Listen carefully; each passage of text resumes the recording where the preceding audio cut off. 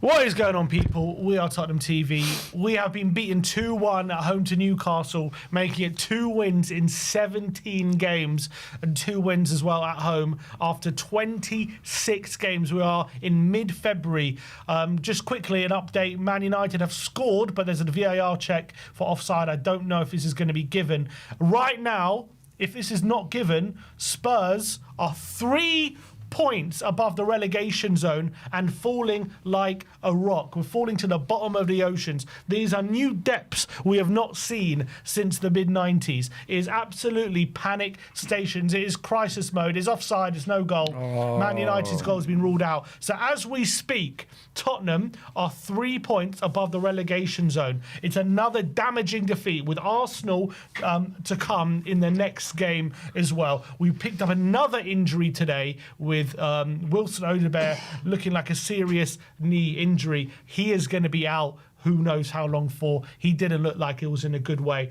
Well, Leeds have picked up a point after being 2-0 down to Chelsea today, so they go above us. Tottenham, after today's defeat, sits 16th in the league with Nottingham Forest 3 points behind with a game in hand. Currently, West Ham are winning at the time of this recording. They are currently playing with 25 minutes to go against Man United. We are watching with every fibre of our being, hoping Man United could pull a result out of the bag and do us a favour right now, because Spurs are in deep trouble. This is no longer any sort of long shot, fanciful thinking. Tottenham are in a relegation dogfight. This is not, at the time of recording, if West Ham can hold this result, Spurs are in deep trouble.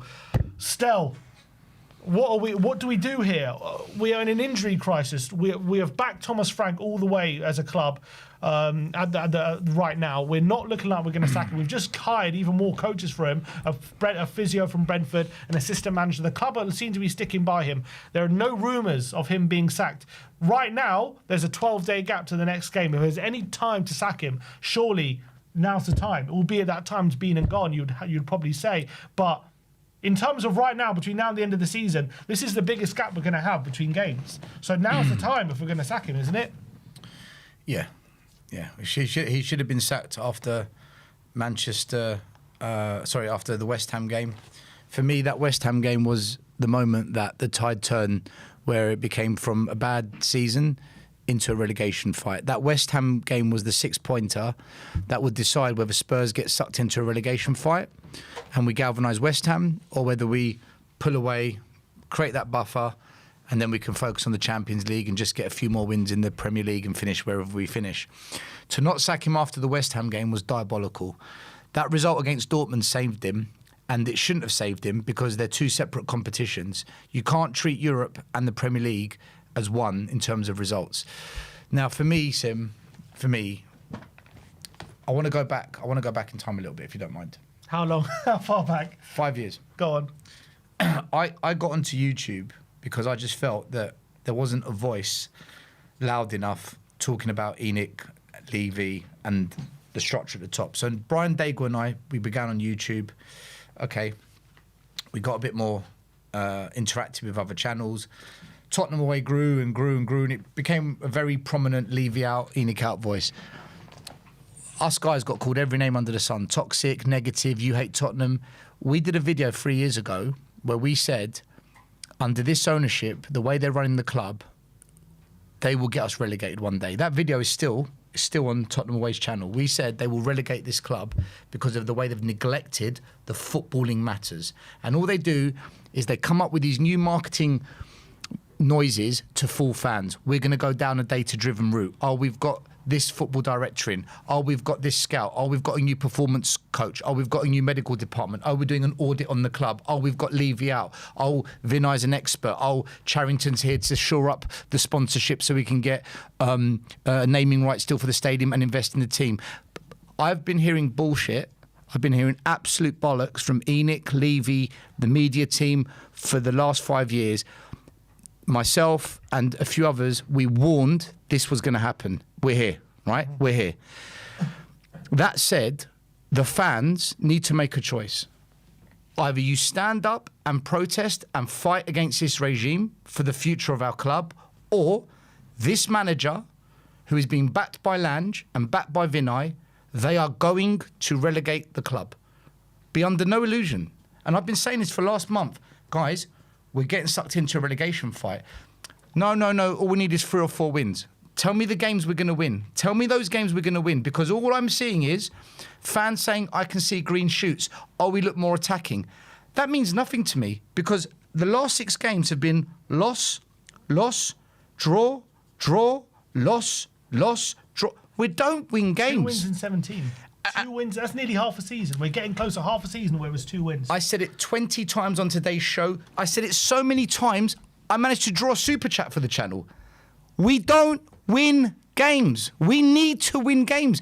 Frank has got to go. Yes, he's got an injury crisis. Yes, it's not all his fault. And yes, there are factors that are out of his control. Yeah, they're bigger than him. We are fucked under ENIC. We're screwed under this structure. But we can't allow the club to go down. And the only chance, and there's no guarantees, by the way, Sim, the only chance is a new manager, new ideas, a new way, someone that can fight, someone that's going to play football a bit more suited to our players, just to get us those 3 or 4 wins that hopefully keeps us up. Because under Frank, Sim, I don't think we're winning another game of football. Mm-hmm. I don't see it. And people think, oh, you're overreacting. Oh, it's clickbait. Oh, you do it on purpose. No, I said it 3 years ago. And I'm saying it tonight. And I've been saying it for the last month. Frank is going to take this club down. It's not all his fault, Sim. It's not all his fault. But right now, we need an urgent reaction. And the only way I see it happening with the injury crisis and the transfer window shut, how stupid are Lange and Vinay to not bring in players that we needed now. They've sabotaged things. Egg on their face. Egg on our faces because we're the ones that are going to pay the price. We must change the manager for someone that's going to bring some fight, because right now it's not about winning, it's a fight. We're in a fight. In terms of the game today, just stick on that for a bit. Yeah, sure. We'll get into all that conversation. I just had to get off my chest because that's fine. I think we all agree with you in terms of the mess that the club is in from a hierarchy. But in terms of just the game, obviously we've lost 2-1 to Newcastle. You know, we showed a bit of fight in that second half, as we have done in the last few games. But again, it was nowhere near enough. Yet again, starting slow out the traps, weren't we? We should have been 2 or 3 down in that first half. That first half, we was just so sluggish. Again, passive, allowing Newcastle to pop the ball around. With Newcastle, we were a threat from every set piece that we faced, pretty much in that first half. We were just being kept in it from poor finishing and a bit of luck where Joe Willock's forehead basically kept him offside, which that should have been the opening goal. We got a bit of luck with that one. Spurs offered pretty much zero threat in that first half, and we got another injury, a bit of unlucky. Obviously, Odegaard looks like he's done his knee. Let's really hope it's not as serious as it looked, but it looked like an innocuous moment from him, and that was obviously terrible. But what is it with these first half, Stel? We just come out so slow, just waiting, it's like we're watching the opposition. It's almost as if Frank comes out like, and he says to the team, okay, what we're going to do is we're going to watch what the opposition do in that first half. So in the second half, I can make the changes to influence the game. And it's leading to these, I don't know if that's, obviously I don't think that's the case, but totally. But it's almost as if that's what he's done, because he's noticed this tinkerer, right? This guy who's adaptable and he tinkers with the tactics and he changes things. And at half time, he seems to do something because we come out better in the second halves. But every time in the first half, we're just watching the opposition every time. Spence was getting done over and over again on that right, on our left-hand side. Willock, Ramsey and Bruno were slicing through us like a hot knife through butter. It was so easy for them. We had no threat at all. We were just playing sideways. We were just playing long balls over the top. The only joy we had was a bit of Odegaard in behind Burn a couple of times. But other than that, once they sussed that out, that was like we had no other kind of plan. What is it about these first half, Stel, where every time we give ourselves too much to do?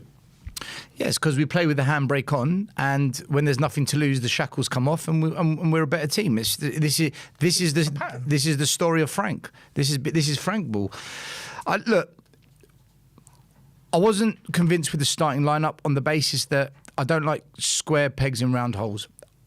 We should have started Sousa. Yes, he's a kid. Yes, he's young. But you know what? He came on against Man United. He had a little taste of it. Spence was not fit. Spence being on the pitch contributed to us conceding that first goal because he was having a nightmare against Elanga because Spence, who I believe is a brilliant 1v1 defender, just wasn't on it because he's not match fit. And Elanga had him on toast. So I don't think we should have started Spence. We should have started the young lad and put him left back, put Gray at right back. The big thing for me though, and it was a conversation we had before kickoff, not starting Paulinho is criminal. I don't understand any logic in any world where you don't start your best number 6. Paulinho's got bite, he's got battle warrior attributes. He's also an experienced player. He's got a bit of leadership about him. We need those kind of shoulders on the pitch in these games. They've got Guimaraes. Where's our Paulinho? We didn't have that counter, so I would have started Paulinho. So from the off, I thought that allowed Newcastle to get a bit of momentum in the midfield and down the flanks. And they did. They got momentum in midfield and down the flanks. And the goal we conceded, man. It was coming from that. But it was what it was coming though. Goal. Everything about it is just so all over the place. Like Frank. The warning signs were there though. Sim. It was going on. It was happening for a while. As of a few weeks ago, he was saying how much better we are defensively. Look at the improvement defensively. Now he's saying in his press conferences just before this game, defensively we're struggling. It's something we're gonna have to look at. For literally every press conference leading up to this game, every week he's been saying, the attack, it's something we're working on. We're talking to the coaching staff. It's not, we're really struggling. And now he's saying, the defence we're really struggling. Something we're gonna have to work on. So it's something we're basically struggling from both ends of the pitch. And that goal, Elanga, all the time in the world to whip that ball in. We've got 3-on-2 at the back post, which they've got an advantage. Easily won the header. Vicario's powering it back into the mixer, and then Sarr isn't strong enough and allows Malik Chior to beat him to it. And it's a weak finish, and it still somehow finds its way on the back of the net. But as you said, the goal was coming, but it's just such an atrocious goal to concede, all over the shop. Listen, they scored a goal. The warning sign was there. It was offside by a forehead. Yeah. That was it. Yeah. So the goal was coming. Every time they put a ball in the box, every set piece, every corner kick, every just from open play, running down the flanks, getting the balls in. Every time the ball got whipped into our box, it was chaos. It was disorganisation. And this is what happens when you have constantly got to change the back four. We spoke about it before the game. Constantly changing the back four, which isn't Frank's fault, it's been forced on him, but a constant change at the back means a communication breakdown and not being aware of players' movements, so there's no real partnerships. And you could see it every time the ball came in the box, we were all over the shop. That goal was coming, which is why he should have addressed the Spence thing 20 minutes prior to the goal coming. And Paulinho should have come on. People are saying, Paulinho had a knock. He played good 55 minutes in the second half with all the extra time. He was fine. He was absolutely fine. So I think for me, Sim, the big kind of just the pain of it is our style of play is rubbish. Awful. It's rubbish. You've seen managers just get their blueprint on a team just to a sign of how you want them to play. And the way we play is defensive, long ball into the channels, let's try and score on a counter. But there's never enough bodies attacking for it to work. And often, rather than shooting, when we do create something, it's an extra pass or an extra touch or an extra flick. So the coaching in the final third of the pitch for me hasn't improved. And the passage of play is just not effective enough. That's what I saw in the first half. But then second half, the first 5 minutes, Newcastle came out and it was almost a replica of the first half. But then for about 20 minutes, bang, we just went at them. And Newcastle were wobbling. Their goalie was having to make saves. Was shooting from distance, which we weren't doing first half. And eventually we knocked, and the goal came. And we're thinking, yes, back in it. And it took, I think, Archie Gray to kind of, he was the protagonist there. He set the tone. I thought Graham Paulinho were our best two players second half. But then Newcastle no. They then flicked on a switch. And it was like Newcastle in the first half again. And within 5 minutes, they're on top of us. We're pushed back. We don't know how to get out of it. And they scored a very good goal. If I remember rightly, before they scored, they scored, I'm looking at the times here, we scored on 64. and they scored on 68. Within those 4 minutes, I think Van de Ven had to make an unbelievable challenge. They were having all like shots from set pieces. Like, we could have conceded before that goal. That goal was coming even in a 4-minute spell. That Van de Ven block you said was class. But then from corners, like the Ramsey had a chance. Like, they were already causing us trouble even in that 4-minute spell just after we scored. So as soon as we got the goal, you're thinking, okay, we got momentum behind us. Let's go and win this game. Newcastle terrible away record. I thought we were going to go and win it. And like, they've got a terrible away record. They've lost the most points from winning positions this season. Okay, let's go and win this game. Doctor. And what happened? Doctor. It was like, as you say, Newcastle decided, you know what, let's just go and get another goal. It's like they were in full control of what was going on. It was like if they decided they were going to get another goal, they could do it. And that's exactly what happened. And as soon as they went 2-1 up, you saw the confidence seep out of the team. We didn't do anything for the last 20 minutes. We did nothing. Half and half, yeah. I mean, we had one bicycle kick at the end from Solanke. What else did we really have? Pope didn't really have any saves to make. Do you know? Tell tried a few things, but he was the only one trying, it seemed. Football is such a cruel game that it's on fine margins. We equalise, we're in the ascendancy, and you can feel Spurs might go on and win this. We've seen it before, coming back against Liverpool, coming back against Man City. Okay, we don't always win, but you see the comeback is on. Football is so cruel, fine lines. We get the ball, we counter-attack. We had a 5 versus 3. We had the overload. If Conor Gallagher just makes that pass, that simple pass, lays it off correctly, Sim, we're in. He gets it completely wrong, and what happens? They come back up the other end and score. Fine margins. Football's cruel like that. If you don't take that moment when it comes, you know what? In the Premier League, the opposition will, and they did. And that was the moment. That's the moment the whole game was done. Flipped. And we could have been the team in that moment that got the 2-1. And you know what, Sim? That's been the story of our season. It's been a story of our season. We don't get it right, and we let the other team in, and we just get bitten every single time. So I don't know what to say. I thought the boos at the end of the game were very telling. It wasn't the normal boo. It was a good 2-3 minutes, and it was. I think he might get sacked off the back of those boos. You think this could be the one? This could be the game. This could be the straw that broke the camel's back. Yeah, it should be. Should have been a while ago, but will it be? Is the question. Will this board finally have to eat some humble pie? Will they have to eat some humble pie finally? Somebody in that boardroom, somebody that looks at the spreadsheets, the numbers, the income, the stadium debt, the transfer kitty, the wage bill, someone that looks at all those things. I'm guessing they all do, because we're an investment bank, not a football club. One of them must stand up at the next meeting and say, guys, we are 3 points away from relegation. This is the financial consequence. It's a catastrophe if it happens, and it will be. Our stadium debt is colossal. We are going to have to hemorrhage players. So that person that stands up and says that in the boardroom, the rest must say, okay, protect the club. Mm-hmm. What do? You've got to change the manager. From a financial decision, forget football, Sim, forget football. From a financial security perspective, you've got to change it, the manager. Someone has to shake some sense into them.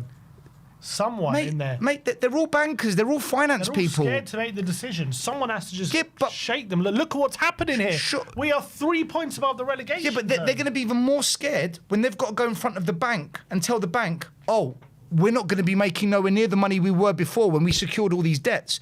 By the way, players, I don't think we can afford to pay you. We might have to sack the tea lady, maybe the guy that cuts the grass, right? Okay, I'm joking. But you get my drift. From a financial decision perspective, no club has gone down with our level of debt. We have got massive debt against that stadium. We can't go down. We can't. How are we going to attract new sponsors? How are we going to keep existing sponsors? How are we going to attract new players? How are we going to keep our existing players? Somebody, if you think now's not the time, what does everyone think is going to happen against Arsenal with Frank and this team? What do you think is going to happen in the next game? We are going to get battered. And you know what? Now's the time. We can't go into the next game against Newcastle like this. We cannot. Because I think it will be the most toxic I've ever seen it against Arsenal. I think it will be the most toxic I've ever seen it. And we've seen toxic times. We've seen the Nuno's, El Sakiko toxic day. We saw the Conte toxic. We saw the Ange toxic, the Mourinho toxic. This is going to be the worst of the lot. And it's going to be under Lange, Vinay and Charrington's stewardship. He's got to be removed tonight to save the club, in my opinion. I don't know what you think, Sim. I absolutely agree, but the problem that we have is what we've had for the last few months and maybe even last season. Who goes in charge? What is the next stage? We sack Frank, we put Heitinger in. Who is the interim? What choice? But you can't keep it like this. I agree. You can't keep it like this, though. I think you just got to sack him, and it doesn't matter. Put Heitinger in charge. You can't keep it like this. You have to make a change. If put Mason in, put someone in. It doesn't matter. I agree with you. We just need someone fresh with new ideas. We're doing the same thing every game. The teams have sussed it out easily. It's the most boring, stale, predictable, rubbish football I've ever seen as a Tottenham fan in my life.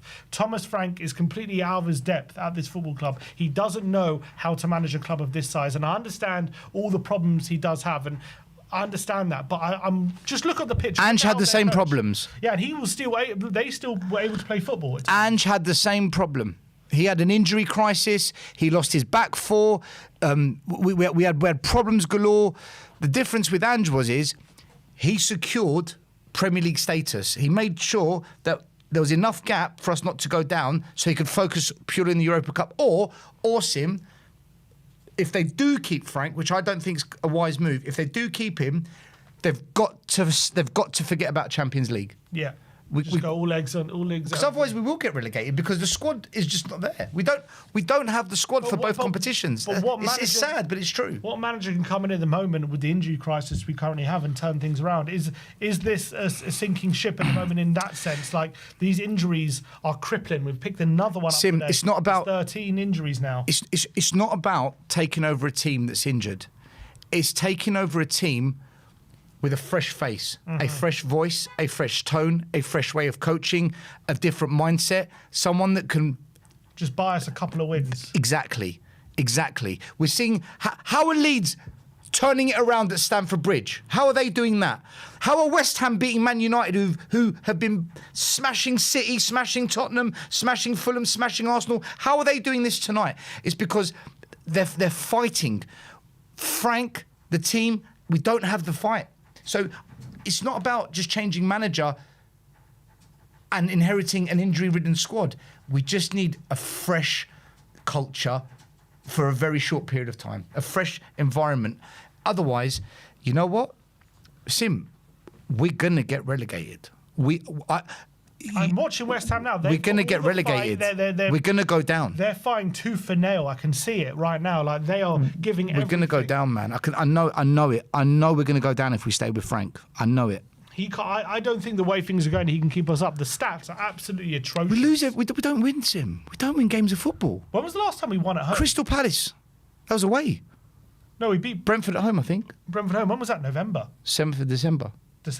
We haven't beaten Palace. It's over 2 months. We beat Palace in December, and we didn't even deserve to win that game. Oh my God! Okay, I thought West Ham were about to score. But anyway, if you get in a manager that can just get some fight, just get some energy, just get something. Playing a bit of football. Look what United. He just. I know they're losing at the moment, but with Carrick, right? He just got them, let the shackles off. So Cunha's now shooting from outside the box. They're just little things. You got them playing one-touch football. One-touch football. Like right now. You watch the football we play. It's got enough. The way we play football doesn't have anything to do with injuries. Now, maybe a lack of fitness or intensity, or maybe the quality of the football that we play in terms of are we doing it to the best of our ability? That's all to do with injuries. But what he's attempting to do, how we're trying to play football, just lump it into the channels and trying to get the ball in behind over the top, try and get into Slanky, rely on getting set pieces and corners and scoring that way. That is all on Frank, and that is his blueprint. That's how he's trying to win games. And as well, being very passive and standoffish to the opposition, not basically allowing them to do whatever they want outside the box, as long as they're not. We don't even defend good, and he's meant to be a defensive coach. We don't even defend good. We allow the opposition to do whatever they want, as long as they're doing it outside the box. We allow them to do whatever they want. They can pop it around, take as many shots as they want, put in all the crosses they want. As long as they're doing it outside the box, it's fine. It's like hunky dory. Frank's like, as long as you're outside the box, he doesn't care. I feel sorry for Frank because of the injury crisis, but at the same time, if we're going to feel sorry for Frank, then I, including, owe Ange an apology for being harsh to him when he had injuries. At the start of the season, I said keep Ange because that victory, that bond, that something he created, it was crazy to throw a grenade at it. Listen, the hardest thing is to hold up your hands and say, do you know what? Maybe I've got this wrong, and to reverse your thinking. I did that with Ange. I said, maybe I've got it wrong. The guy deserves a crack at it because he's done something we haven't seen in 20 years. Yeah, it's kamikaze, but you know what? Let's see what he does. I don't care what he did in Nottingham Forest. Nottingham Forest is a completely different team, different culture. He knew these players for 2 years. He knew this club. He knew this squad. I'm not saying Ange would have been any different, but I truly believe, Sim, you go back to the start of the season, sabotaging that for this was ludicrous. It was nuts. And if you are going to do it, bring in someone that is of a level. Bring in someone that's really going to get fans excited. I do feel sorry for Frank, and I do feel sorry for Ange because they've inherited a shit show of an injury crisis. But that's all out the window now. Now it's we have to survive and stay in the Premier League. And for that, it's not about Ange, it's not about Frank. We need someone that's just going to get something, squeeze some juice out this orange for 3 games, and we're okay. And when you talk about Frank, and we'll as well, survive. We'll survive. You know, when you talk about the teams down in the bottom at the moment, like when you talk, it's not just like tactically, personality-wise. Like when he's got a massive club, he's under all the pressure in the world. It's all on his shoulders, right? Yeah. Does he have that personality to motivate these players, get those little extra things out of them, like Ange did in the Europa League final, like get a speech to get that little extra out of these personality. players? Personality. Does Frank have that? Right. I've seen none of that, and he does inspire the fans when we hear him speak. And you know, there's a clip. Yes, but There's a clip going round of one of his team talks in pre-season. I'm watching him like is this really going to get the players fired up? Is this really going to get the players running that extra bit? Now he did actually show a bit of more passion than I thought in the press conference before this game. I was like, okay, maybe he's starting to show a bit of fight. Yeah. But at the end of the day, look how we came out today, Spurs. We came out same as we always do, just sitting off the opposition, not asking any questions of them, and waiting to concede before we try anything. And it's the same thing. So, look, Frank is taking us down. There's no two ways about it. I believe so. We are getting relegated. I completely agree. He's going to relegate us. We will get relegated if Frank stays in charge. Listen, I think if Thomas Frank was... Glasner's leaving in the summer from Crystal Palace. If Frank took over Crystal Palace, I reckon he'd do a really good job there. I think Thomas Frank at a club like Crystal Palace will do really, really well. West Ham on the counter-attack. This isn't good! Corner, bloody hell. If he squared that... 7 minutes added on there. You know what? He should have squared that.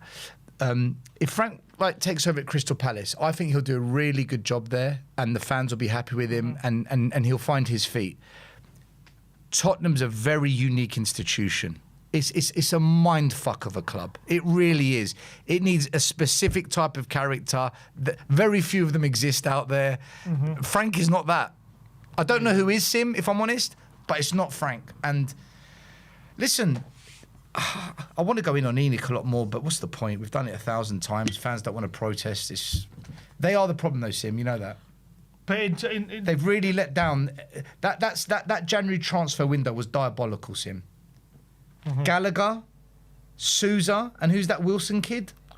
James Wilson. The window we are now. That's what I'm talking about. That window seems ludicrous at this point. Scandalous what they did.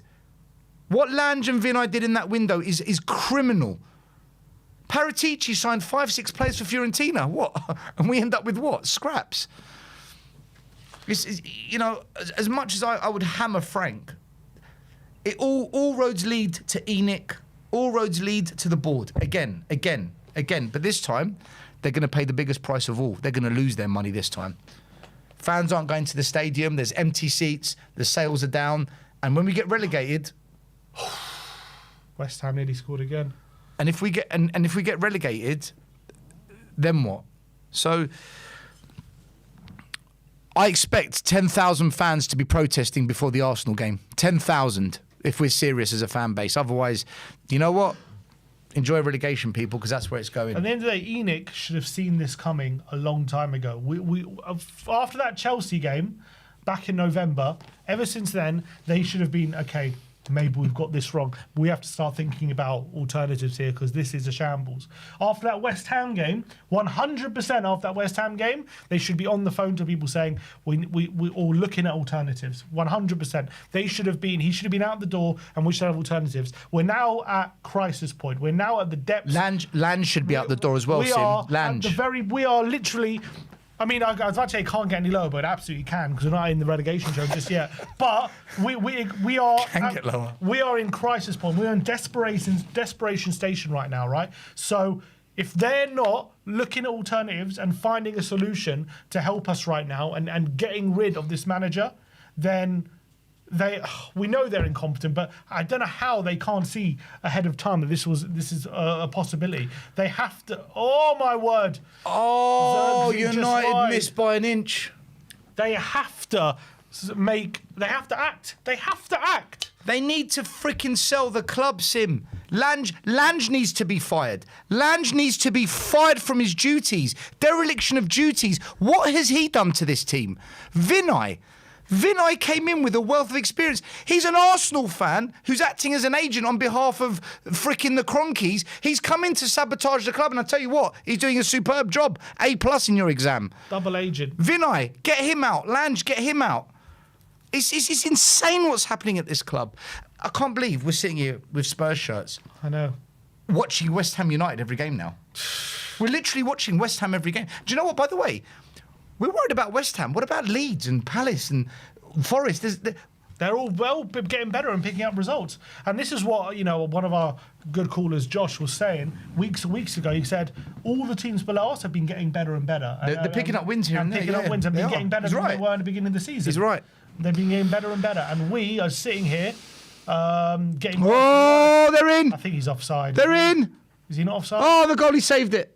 He's offside. Yeah. Oh, my God. Anyway. Listen, Sim, I honestly believe, and I'm not saying this just for people to like and subscribe and all that shit. Sim, he's going to get us relegated. We're going to get relegated with Frank. When you actually think about we're going to go down. When you consider the injury crisis, when you consider what our form is, at what point do we start saying we're actually one of the favourites to go down? I think what's prevented us from being in that kind of conversation is the fact that we look like a completely different team in Europe. Yeah. We battered Dortmund. We battered them. But so because people see that, they're like, no, you won't go down. Look at you lot. Oh, it's a goal! Oh! Wow! Oh, my God. The Man United have equalised. Phenomenal. Man United in the 96th minute. Benjamin. Wow. We're staying up, people! Don't say that just yet. We're staying up! Man United are saving our skin here. Benjamin Sesko has put the ball in the back of the net in the 96th minute. Oh, my God, that's unbelievable. It's unbelievable! Let's just check for no VAR. You can't write this. This is amazing. We needed that. After all our chat... Oh, what a finish. Benjamin Sesko could be saving our skin here. It's a great finish. No offside. It's a goal. Man United, West Ham are going to... what a goal that is. What a finish that is by Benjamin Sesko. Listen, they've still closed the gap, though, to... It's still closed it by a point, so it's now 5 points. Right? Yeah, we've got Arsenal next. And we've got Arsenal next. But if West Ham win the next game, then it goes down to 2. Be a bit of reprieve for us. They missed all those late chances, West Ham, and they'll be kicking themselves. They'll be absolutely kicking themselves. Oh, here they come Let's again. Just see the last few minutes here, because West Ham are coming forward now. Adama Traore is on the ball. He's got Johnny Scott. Adama Traore cuts inside. Come on, hold strong. Hold strong, United. Hold strong. I think it'll fit. Oh, my God, this is mad. Supporting this club is too much. Might have got away with one tonight. Look for all the world team. West Ham have taken all 3 points. So it looks like we could be ending the midweek with a 5-point gap instead of a 3-point gap. Or could Man See, United do you know what? Now they're going to keep Frank. Can Man United win it here? Oh my God, they're in. They're in. Shoot! Crosses it. Oh, you idiot! And away by Wan-Bissaka. So 7 minutes are up here at the London Stadium. That guy's not going to be cutting his hair at the moment. Unless there's a late twist in the tail. The guy with the hair, I forgot about him. I only found out about him last show when Ben told me. I didn't even know about it. Incredible. The thing is, though, The thing is, even with this result, this is going to give them hope that they're picking up points. There's momentum. Yeah, but you know what? It's still a good performance, isn't it? My worry though is because of this. Now they're going to say, "All right, Frank, you stay." No, he's got to go. He's got to go. He's got to go. It's enough now. It can't. This can't be the reason they keep him. This is luck. We're getting lucky now. But my point being, they're playing United and Chelsea, right? And even though they not going to win, maybe not win those games, it looks like they're not going to win this game. If Leeds can get a point against Chelsea, so can West Ham. All right, full time. Oh, we caught live. Listen, we caught live. We've got away with one, but it's down to 5. Still 5 points. It's still 5 points. Look, we are very, very lucky. I think it's fair to say we most probably, you never know, but most probably lose to Arsenal. If West Ham win the next one, Bournemouth they got. Right, if they beat Bournemouth, it's 2 points. If they draw, it's 4 points. It's slowly closing. And like I said to him, who are we going to beat? Where are we going to get a win? So, anyway, we've done our talking, I guess. All right. That is your instant match reaction. I can't believe that. I can't believe it. It has changed things. It has changed things. It has because changed. it was 3 points and now it's up to 5. So we've got a massive get out of jail free card there. But the reality is 5 points is still a gap, and it's still a small gap, and that can change very, very quickly. And we are still very much in a relegation battle, despite the fact we've got away with it. And I think West Ham will take heart from the fact they're fighting. Got a point. They're fighting. They're exactly. fighting. They're picking up points. And if they can go within a minute of beating. They can go within a minute of beating Chelsea and beating United. They can go into the next game thinking, why can't we beat the likes of Bournemouth and get consistent results? They've turned a corner. And they have. Even though the United have equalised, that's more evidence of them turning a corner. West Ham, Leeds, Forest, Palace, these teams, they're on the march. We are going down. Sim, it's like this. This is what's happening. We're this team. They're all up. And eventually we're going to cross over. All right, well, look, now is your chance to have your say on today's game and the potential relegation fight. Thank God for that goal, man. Yeah, man, that is an absolute relief there. The fan show link is in the community section, so if you want to come on and have your say on anything we've discussed today, the link is in the community section, so go and come in, call in the show. It's a Zoom link. So if you've got Zoom, you can come and make that call and have your say on today's game. Let's get George on and see what he's got to say. Hey, George. We've got away with one with that late West Ham goal, haven't we? But, yeah, another defeat. What was your reaction? As for relying on West Ham to drop points, honestly, what a fucking joke of a club we are. Like, how are we in the same conversation as them? Yeah. Again, I say, Stell says everything I say, but a lot more eloquently. And today he did because he kept his cool somehow. I've seen you raging before, mate. Like, it's called fed up. Yeah, it's not even being fed up. It seems like it's across the whole fan base. Just knowing we obviously care, but it's at the absolute wit's end. Like, we've seen this coming for weeks and weeks and weeks. Why can't the board see it?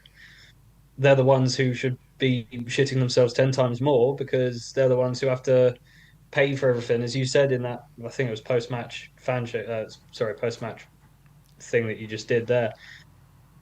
If we get relegated, I know I would say it's a big if, but it's not.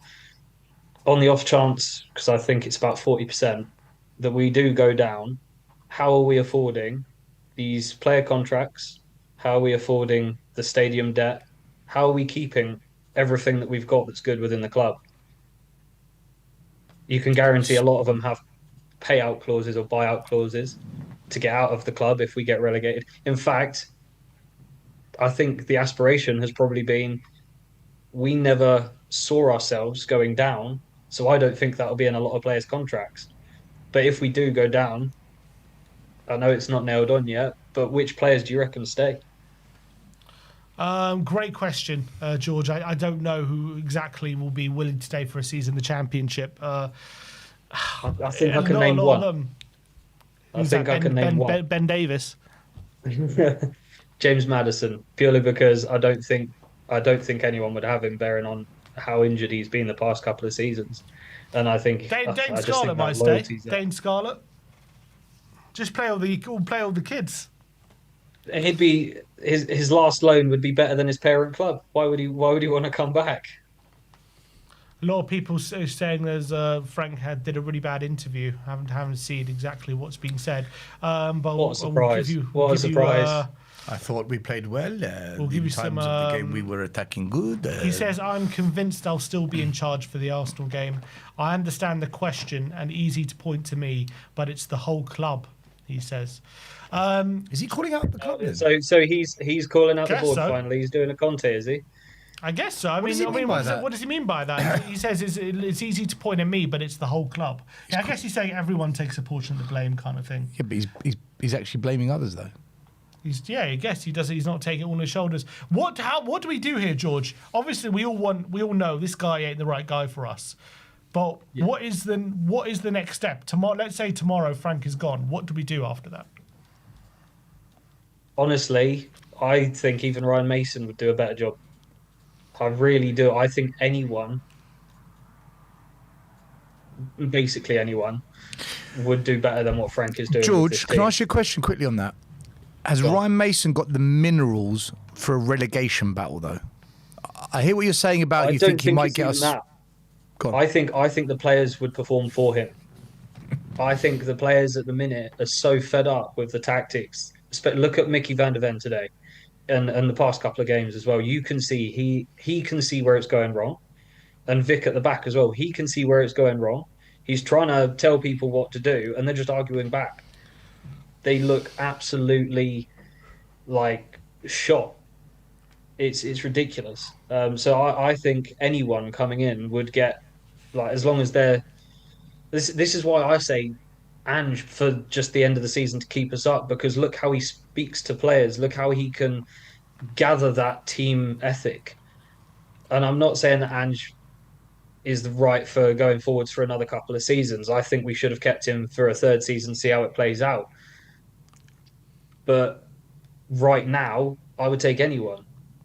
Has that goal from United, it's obviously relieved a bit of the pressure. Do you think that keeps us above the kind of... The gap was gone from 5 to 3 in a moment there. 3 points, and then you're one game from being level on points of the relegation zone. Has that goal maybe saved the board from making an instant decision, do you think? Or do you think, regardless of that goal, nothing's changed? I don't know, man. Honestly, I don't know. I have so little trust in everyone at the board level of our club that I don't trust them to make a change, and I don't trust them to not make a change. I literally don't trust them. I wouldn't trust them with a tenner, let alone fucking £4 billion football club. Like, it's mate. I'm shaking. I'm that angry, and it's just not on. It's not acceptable, and I don't. The thing that really rolled me up about the fans at the end was some fans were applauding it, and they were applauding the players. I'm not saying that you should boo the players, because some players did play well, but applauding that absolute dross is unacceptable in my opinion. If you're applauding that, you're not a fan of the club. I get being behind your team.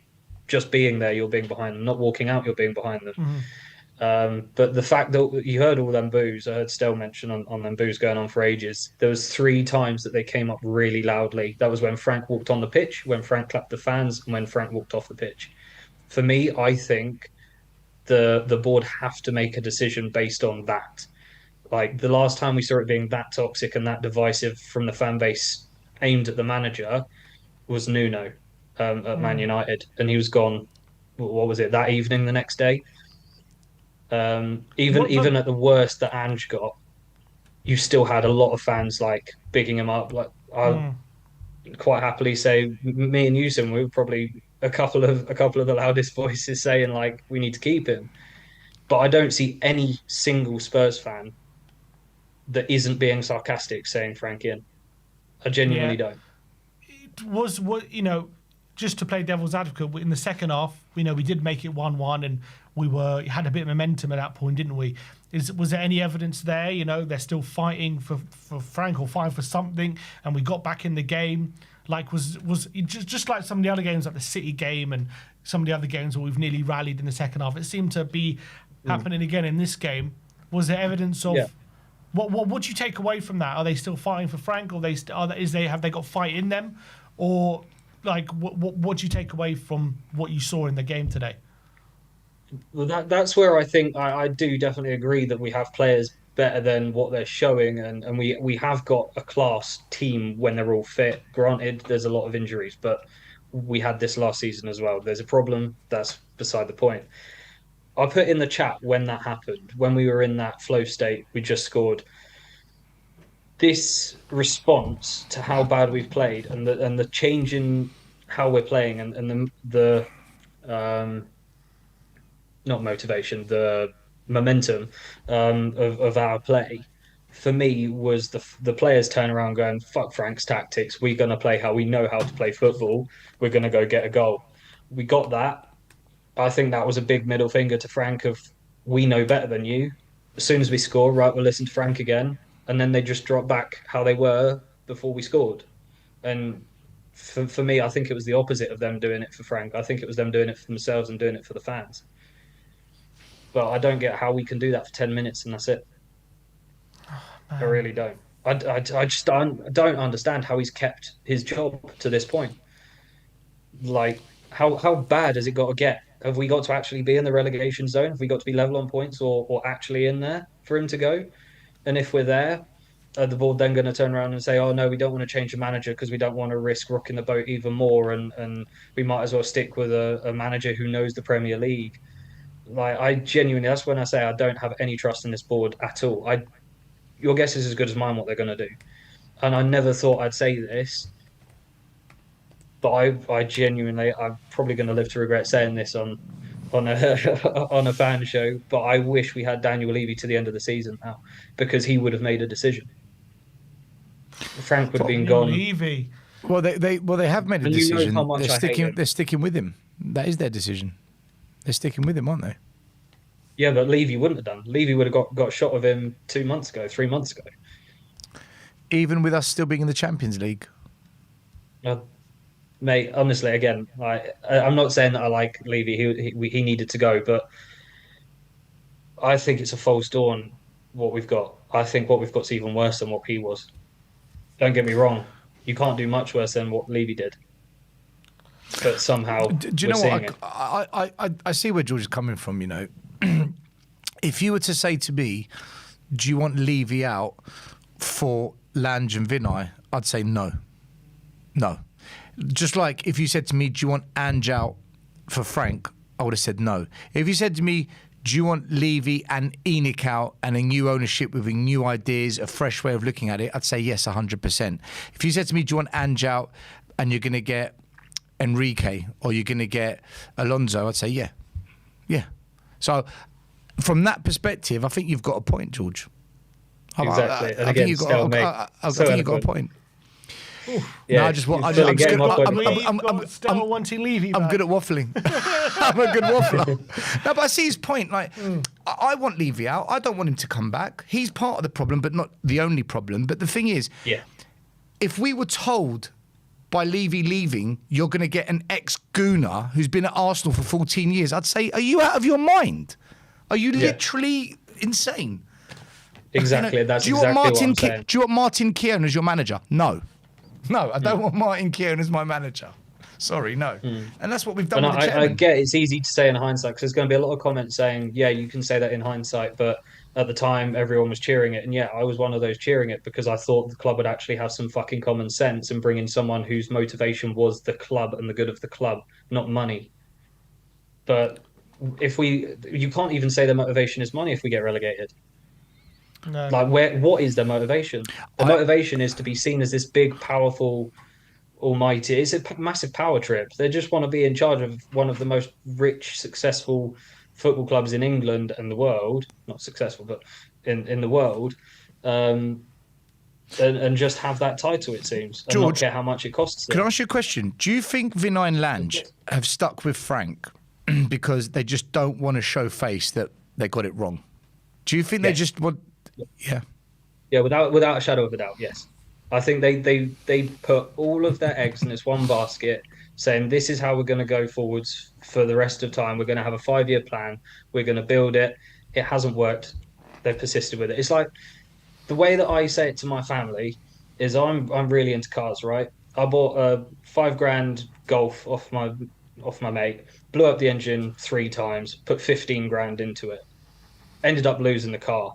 In hindsight, I regret it. At the time, I thought it was the right thing. And it seems like they're doing the same sort of thing. They're just pushing on with an idea because they don't know when to let fucking go. So you're saying they're going to blow up the engine room? Yeah, that makes it a perfect analogy. Brilliant. I think they already have, mate. I really think they already have. It's absolutely ridiculous. I don't disagree. I don't understand how this has been allowed to happen. Yeah, and how it's going to continue allowing to happen. Like it's nuts. The negligence, the incompetence of the situation that we're in that's led to this is balmy. But look, George, appreciate you calling as always, mate. Appreciate your time. And thanks for having us on, boys. Nice one, George, and we'll see you soon. Hopefully, better days to come. Big up, George. They're a long way off, mate. They're a long way off. But big up for having me on, and big up for you guys managing to stay calm and host this fan show. There's going to be a lot of unhappy people on. It's going to be a long night. Come on. Well, bring him on. Bring him on. Nice one, George. Go on, you Spurs. By the way, people asking, the link is in the community section. For some reason, we're not allowed to post it on the chat. I don't know why. Something's wrong. But we're not allowed to post on the chat. So it's in the community section if you want to come and call in. Asked if he was still the right man, Thomas Frank said, I'm 1,000% sure I'm the man who should be in charge. And I'm 1,000% sure I thought we would be doing better. There's been a few before me up here at Tottenham and other clubs that have lost their head. But we need to stick together and keep a calm head. Calling out Conte there, isn't he? Let's be honest, who's saying a few before me have lost their head. The bit where he says, I thought we would be doing better, that means you thought wrong. Absolutely. That means you thought wrong, mate. I thought I would win more games. Well, you thought wrong. Mm-hmm. But he's 1,000% sure he's the right man. Listen, like I said, if he doesn't get sacked, we're going to get relegated. Tonight was the biggest warning sign bar none. We lost another must-win game, and West Ham in the dying minutes dropped 2 points, okay? Tonight is that big warning sign. Make the change. Because I know when we play Arsenal, we are going to get smashed playing that football. We are going to get smashed to pieces playing that brand of football. Imagine them with set pieces. Newcastle today in their set pieces caused us problems. Arsenal thrive off that shit. They live off that. That is Arsenal's bread and butter. That is what they are known for. What do you think about him saying that? Essentially, he's talking about Conte, isn't he? What do you think about him saying, other managers have lost their head, but I'm going to keep a calm head? I don't think he should talk about other managers because the managers before him were in a different league to him. Ange won a trophy. Ange has won trophies in multiple countries. Conte, Mourinho are serial winners at the highest level of the sport. I don't think he should be talking about other managers because he's not in their league, if I'm honest with you. That's my view. You can talk about he could keep a calm head, but he's keeping a calm head towards relegation, whereas they were stressing about not getting top four or whatever it was. Conte was losing his head because we dropped out the top four. That's why he was losing his head. It just feels like Frank is keeping calm as he's the captain of the Titanic, essentially, trying to calm down the passengers. Do you think he's in denial, Sim? Do you think Vinay, Lange and Frank are just in complete denial of what's going on? He's just trying to say anything to save his skin. Trying to say anything. I want to quickly just listen because apparently heard the boos and the chants against you, chanting at you. Just want to watch this. Apparently, it's an odd interview. It's about a minute. Fans that gives you confidence, to give them confidence that you are the man to dig them out of this position. I think I understand the frustration. I also understand it's the easiest thing is to point at me. That's fair. That's part of the job. Unfortunately, I also know one thing. I'll work day and night very hard to do everything I can to turn it around. But also, it's never only one person. I also think it's fair to say that this situation we've been in also last year. So there's something we need to get through and improve, and I'm not in doubt that I'm part of that. Obviously, there's 12 days now until the next game, the North London derby.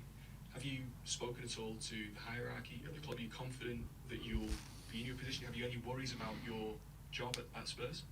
No, I spoke to them yesterday, so no. results, performances like tonight, the reaction from the supporters, do you think that will have any bearing on them changing their opinion between now and the Arsenal game? No. So if you could give one Short shrift message, I answers. suppose, to the Spurs supporters who would like somebody different in your position come Arsenal, what would it be? Big question. But that's a fair question. I'll just say what I do is I'll work very hard. I'll make sure we do everything we can to put a competitive team out there that's ready to fight. Do you know what's very interesting with what he said? Mm-hmm. Where he said, it's not just me, we had the same problem last season. Mm-hmm. By saying that, he's actually defending Ange. Yeah. If you're going to defend your position by saying this mess was also Yeah, but last he's year... not the one who sacked Ange, it's the hierarchy, isn't it? So No, but what he's saying is the same problem existed last year, therefore don't blame me, because this is... Therefore, then don't blame Ange then. Do you get it? Mm-hmm. If you're saying this is an ongoing problem, then that means stop blaming the managers. Effectively, is what he's saying, which is what Conte said. You know, you can change the manager, but trust me, the situation won't change here. He's kind of said that in a calm, short, concise way. That's how I heard it. what do you make of his body language? Short answers. No, I'm not. Are you going to be here for? Have you heard anything from Vinal Ange? Nope. Are you confident you're going to be in charge? Yep. Like very short shrift answers. It's so hard to read Vinay and Lange because we're not used to them being in charge. We don't know what they're like when they're in charge at Tottenham. With Levy, we know what's going to happen. He's gone. But part of me feels he's going to get away with it. You think he seems calm and he doesn't seem like he's about to lose his job? The thing is, if they allow him to be the manager against Arsenal, they're literally sending in a water gun into a war. Like, there's a water pistol. Go and fight those nuclear missiles that are going to come at us. I just think, Sim, you know what? I can't predict it. I've got a funny feeling they're going to keep him. What do you think? I think they probably will keep him before Arsenal. I don't know. I'm giving up with this. Obviously, it's the most obvious decision. We need to get rid of him. We are sinking like a stone at the moment. Oh my God! But I don't know about this bloody hierarchy. They just seem to be going to stick with it. And to be fair, they did stick with it with Ange last season when it was. But he was rocky, safe. But it was never this rocky. Yeah, this is even worse. Ange was safe with 8 games to go. He was safe in February. He was safe by this point. He was already safe. Right, he was safe by February. Because we won 3 games in a row in February, and that was it. It was like we were safe. And do you think it's fair to say the competition around us last year were weaker? They're slightly stronger this year Oh, massively. for the relegation. Oh, massively stronger. Yeah. Massively. Yeah. Let's see how it was at the game, and let's get Ben on, who's in the car. He looks red. He looks seething. Doesn't seem happy. That's not a happy Ben. Not a happy Ben. Ben. Jesus. A damaging defeat. We got saved by Benjamin Sesko right at the end for Man United. What was it like at the stadium? Break it down. Well, first of all, the fans are incredible because the support that the team had today from the stands, I thought was incredible, to be honest. Kept supporting them through the hard times, particularly in the second half when it looked a tiny bit better. But when West Ham scored that goal, it was like everyone was checking their phones. You heard a whisper going around you, West Ham 1-0, West Ham 1-0. And I tell you what, I've never kind of felt like that in a stadium, but it was like really dreary atmosphere. Like a really dreary atmosphere. Everyone's like, was it like oh a final God. day of the season kind of checking of the phones? It felt like that a little bit, but it wasn't like that. You know what I mean? It was strange, but Funeral. like it towards the end of that game when West Ham scored it literally just felt like a funeral. It was actually from the moment they scored their second goal. As soon as they scored their second goal, everyone's just constantly on their phones and people are like, what the fuck is going on? And I think it actually sunk in with a lot of the fan base today, the reality of the situation, because I've been speaking to you a lot over the past couple of weeks, Sim, about the club not taking the threat of relegation seriously, the fans not taking the threat of relegation seriously. I mean, if you go within 3 points of West Ham, no matter how it finishes, but we were 3 points above West Ham at some point today. And I think that really struck a chord with everyone and being like, fuck, we're actually in it here. We're actually in a relegation battle. And I think that's the moment it really sunk into everyone. How was, in terms of, so that was the atmosphere when West Ham scored, but in terms of in general, I mean, they sounded loud, the fans. No, like I said credit to the Spurs fans because the support was there throughout, through the bad times. Obviously, and at the scored, end, we got back in it. Massive boos, obviously. We lost and West Ham were winning at the final whistle. You know, there were major boos following Frank around the pitch, major boos to him, major boos at half time. But when the game was actually being played, the fans were supportive throughout. Ben, you know the boos, was it mainly from the south stand or was it all parts of the stadium? I mean, I was in the south stand, so it felt loud. Like, it felt really loud. So I couldn't tell if it was going around the whole stadium, but it felt probably like the loudest one that we've probably seen at the stadium. Yeah. Oh, the end. I mean, we're watching on TV, but the boos seemed to go on for about two to 3 minutes. It seems to be like pretty. Yeah, because non-stop. they were following Frank around. Frank came out onto the pitch, and then as soon as Frank went in, they actually clapped Radu Dragusin, who came over to the south stand. Same as Burnley. In terms of the game, you know, very similar to what we've seen in other games, except today we, you know, couldn't obviously get the result like we did against City, turn it around, actually get a point. But for you, you know, how do you assess what you saw on the pitch? Under the circumstances of the game, knowing what can ensue at the end if West Ham win, I'll tell you, that was the most abject, disgusting display that I've seen from the off. That first half, we got completely dominated in every facet of the pitch. Newcastle were toying with us in that first half. It was lucky to go 1-0 down at half time. That's what you said. And Yeah. And even the start of the second half, I thought we came out slow and lethargic. And there was just one moment that clicked, and we started penning them in a little bit and starting and creating a bit of pressure. We scored the goal, and then as soon as we scored the goal, bang! Newcastle straight back on. It was like they were toying with us. They let us back in the game just to hit us straight away. Like, we could not do. And then from that point on, I'd never felt like Spurs were going to get back in the game. It was literally a 10-minute period, wasn't it, that we were on top for? Yeah, I pretty think much. It was a disgusting performance. It really was disgusting. Yeah, and that first half, as you know, I swear we've gotten lucky. Like, some of these first halves that we're not more than one. Like, somehow we end these first halves only 1 or 2 down. Like, there's going to be a first half where we end it 3 or 4 when we keep going the way we're going, because they had that offside. By the way, it was Joe Willock's forehead somehow was just offside. Like, They showed up the angle in the stadium, and I was like, oh my god, we are so lucky here. But crazy. You know, another injury as well. Odebear could be a bad one. He looked like he twisted his knee. The injuries just keep mounting as well. I mean, with this injury crisis, what are we going to do with this injury crisis? It keeps mounting and mounting. You look at it, right? You got Tottenham that have got players going down injured every week. You got Tottenham that have won 2 games now in their last 17 games in the Premier League. You got Tottenham who are 19th in the form table, I think, in the last 20 games. And then you've got West Ham, who have won 3 and drawn 1, a credible draw against Manchester United, who are the form team in the league. A minute away from getting a win, yeah. A minute away from getting a win. You've got Leeds, the ability to go to Stamford Bridge and get a draw. They've got the ability to pull out points. And you've got Nottingham Forest with, you know, they're not doing great, but, you know, they've got Sean Dyche, a proper firefighter that has been there, done it, got the T-shirt in these kind of situations. And I'm looking at us. We're bang in trouble, people. We're the worst of the lot right now, in my opinion. Yep. We are the worst of the lot.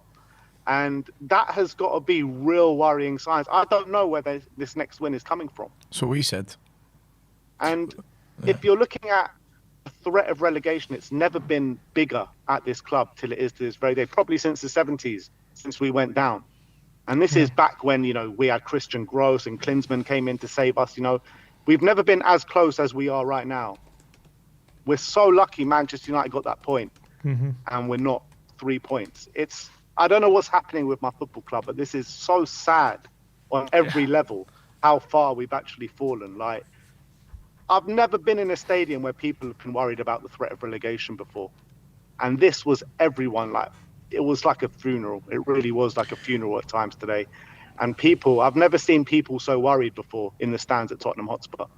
And that's how sad it's got. Ben, we've got a 12-day gap coming up now before the next game. Yeah. And the next game is absolute murder.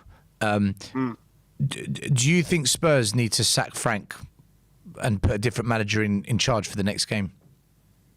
The thing is, though, I think they're between a rock and a hard place right now because, yeah, I mean, the easy thing would be to say sack Frank. He deserves a sack, obviously. But who do you turn to? Who do you turn to right now to come in and get us out of the situation that we're in? But can't think of an. Is Frank the guy to do that, though? I don't think Frank's the guy to do it, but I don't know who else is the guy to do it either. So because when I asked Sim just said it doesn't matter. You can't carry on with this manager because you just said it. 2 wins in 17. Something has to change, otherwise. I think if Frank stays, he's going to take us down. And I've been saying it for a couple of weeks. I'm convinced he's going to take us down. Who comes in? Ben, whether it's the under-21s coach, whether it's a combination of Redknapp and Defoe as a team, whether it's Robbie. For me, I just think we need a change of mood, a change of coaching, a change of style. It just needs something fresh, almost like, you know, when you go into an exam last minute because you've revised everything the night before and you take a can of Red Bull to try and stay awake during the exam. We just need a can of Red Bull to come in. We just need a bit of Red Bull. I've heard the stories. I've never actually done it, but I've heard the stories, yeah. Yeah, so it was caffeine tablets and Red Bull. They used to be called Pro Plus. But we need someone that's just going to come in and just inject 3 wins. Someone that's just going to get 3 wins. Can Ryan Mason do it? Because I only see Ryan Mason as the only viable candidate right now. Whoever comes in... Can Ryan Mason do it still? I wouldn't give it to Ryan Mason. Who would you give it to? There's no name.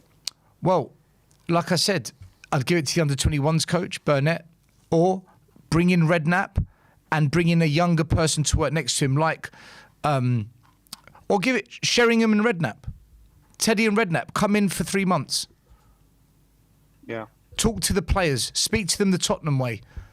Talk to them about your history and the things you've won. And would you give it to Heitinga? My concern with Heitinga is he was a disaster at Ajax as the manager, but he had a good interim role, didn't he? Interim job before that. I think he was terrible with the youth as well. But he's only coming in for a couple of months to save us from relegation. Heitinga's here now and it hasn't changed, and he's here now. Yeah, it's true. Sorry, Ben. Stel, what about this? Back in the 90s, he came in and saved us from relegation. He's currently a manager out of work, and that's Jurgen Klinsmann.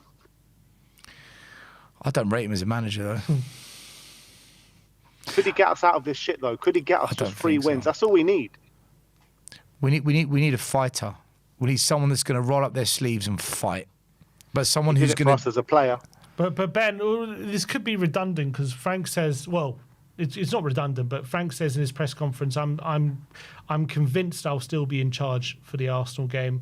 I understand the question. I understand it's easy to point at me, but I also think it's never only the head coach, or the ownership, or the directors, or the players, or the staff. It's everyone. If you do something right, you build something that can last.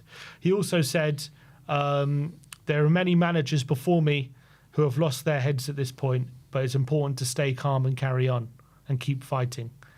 Yeah, what he's not actually mentioning is that he's the worst of the lot. No one's done worse than him, and no one's been in this situation that he's been in. And he loses every week. This is the worst form I think we've seen ever in the Premier League era.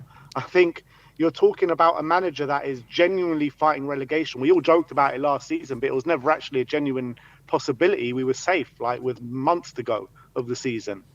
This year, you're looking at our fixtures, you're looking at how West Ham are doing, and you know, all the situation I said before.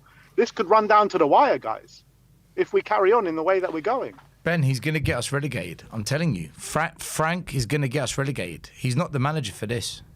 I'm convinced. I don't understand what we're doing.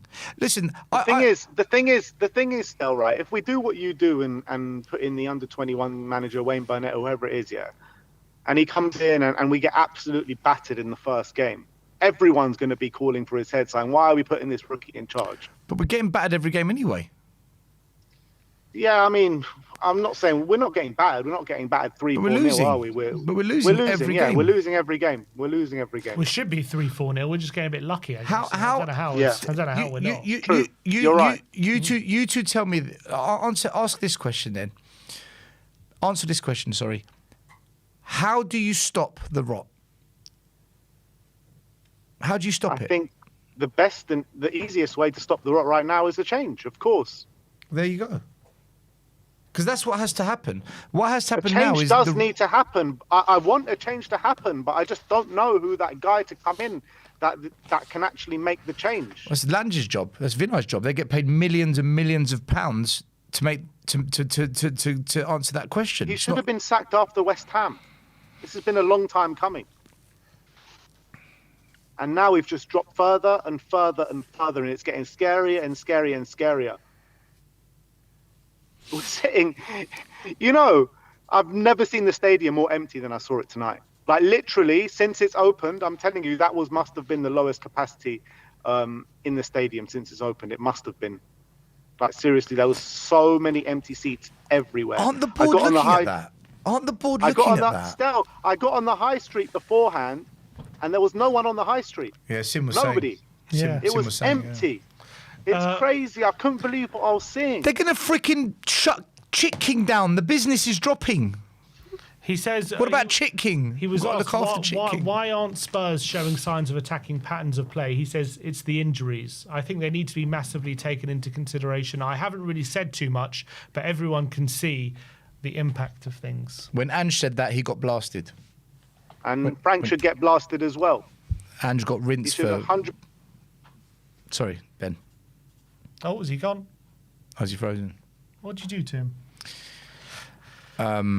He's frozen. Vinay's intercepted the call. We'll try and get Ben back. The thing is, when Ange... Do you remember when Ange said... do you not realise the amount of injuries I've got? Like, what... do you not realise the situation we're in? When he said that, we blasted him, including me. You were one of the very few that was actually protective of him when that happened. So if Frank's now going to come and say that, a fan's going to go after Frank and say, hold on a minute, we're not having that, because they never had it for Ange. Ange got zero respite on injuries, none. You were one of very few, Sim, who actually were protective of that. And in the end, you were kind of proven right, in my opinion, because we're in the exact same situation again, and we've got the same injury crisis. I agree, but the thing is, for me, we weren't able. There were certain things we weren't able to do last season because of the injuries, like maybe press as intensely as we want to, defend anywhere near like we want to, or as well as we can because of who we were playing at the back and how we played. Definitely contributed to that, but. We're playing Gray and Davis at the back and stuff like that. And, we're trying to implement impose ourselves on the game. Sorry? I think his phone died. His phone died. Okay, we'll move on then. Let me just get my point out. We were trying to impose ourselves on the game, right? And every time we're getting caught out because, every time any attacker essentially is getting on our defence, where they've got the beating of Gray and Davis and we're just getting opened up, right? Like easy. So, yeah. But it's not. But the thing is, if we were to go more defensive, like let's say, let's protect them. We did that a few times and we were still getting exploited because Gray and Davis were not good. There was nothing he could do. It's not really their position. It's not their position. So, okay, we can drop back, yeah, but that doesn't matter because that's all that. What's that going to do? That's going to put more pressure on them because all of a sudden they're going to ask to defend more, right? So. We did that a few times, and they were still getting exploited. So I was saying, at that position, there's only so much you can do, and we were still showing like good attacking patterns of play, but we were just getting exploited every time because our defence was dog shit. For a few, Andrew's part of that, but the main reason I would say is because who was playing in those positions. Because once you put Ribeiro and Van der Ven there, yes, we got caught out a few times, but they would cover for that, and they would put out the fires 7 or 8 times out of 10, but they would get caught out those couple of times, and maybe would concede from those couple of times, but at least they had it under control. So the quality defender made a big difference. Now, for me, when it comes to attacking patterns of play, Andrew's playing quality football with the likes of Brian Hill, Brennan Johnson, Ollie Skip. He got these guys playing good football. So when it comes to attacking patterns of play, I don't see how you can put that on injuries, because you should be able to coach teams to different movements. And, No, I agree with that. 100%. And getting. So when he 100%, says, yes. so yes, when it comes to defensively. You can say injuries plays a big part of that when it comes to how you press and stuff. But when it comes to how you're setting up a team in possession and how you've got them passing and moving and opening teams up and all this kind of stuff, when he's got, by the way, today starting, he's got Xavi, he's got Gallagher, who he just signed, he's got Solanke on the pitch, obviously Moani came on, he had Odebear, he had Tell. These are talented attacking players who were all capable of passing and moving and putting an attacking style of play, Basuma's right? technically capable. Basuma, right? So I don't understand how we can come out and say, yes, the injury is why we have no... Right, when it comes to defensively, I have more sympathy. When it comes to attacking, why we're going long every time. That's how he coaches You saw it. You saw it. The second half, we were attacking. Yeah. We can do it. We saw it against Man City for 45 minutes. We can do it. We saw it against Liverpool down to 10 men. We can do it. I agree. What I'm not going to have, and I'm not going to accept it in any conversation or debate, is if Frank is going to say we're losing games because of the injuries. That's fine, but I want the exact same treatment towards Ange. He lost games because of injuries too then, because he had an injury crisis as well. So it can't be one rule for Frank, another one for Ange. If you blame Frank, blame Ange. If you don't blame Frank, then don't blame Ange as well. That's what I'm trying to... That's my point, Sim. 100%. And yeah, look, I have sympathy for Frank, like I do for that with Ange, but I have a lot less sympathy. He does sound Odebear, no injury update yet. Hopefully it's nothing serious, but I don't know what it can be. But I don't know what it can be, of course. I hope it's not serious injury to a 20-year-old. We've got 12 days player. to treat him at least. Yeah. Let's get Hugo on. Let's see what he's got to say. I'm sure he's got a lot to say after today. Hugo, thanks for coming on, mate. Nice to see you. Yeah, what's going on? Yeah, mate, we're just trying to kind of understand how we've got here, who to blame, what we can do to save the situation. First of all, we'll get into the relegation talk in a minute. I want to get your reaction to what Frank is saying when he says, he was asked, why aren't Spurs showing signs of attacking patterns of play? And he says it's the injuries and they have to be massively taken into consideration. And I haven't really said it too much, but everyone can see the impact. So he's kind of said, look, I've held back on putting the blame on that, but now I've got to come clean and tell you it's the injuries that are causing this. What's your reaction to that? Yeah, first of all, I don't usually like calling in after games like this because there's not much to add to the conversation other than negativity.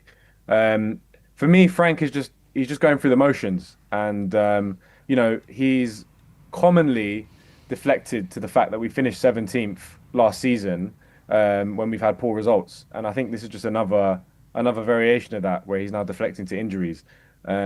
Because the attacking patterns of play were shocking before, but particularly, the emphasis is on going down the wings and getting crosses into the box, and we've got no wingers. And his best winger for a long time now has been Wilson Odebear, who in 24 games in the league has got 2 assists.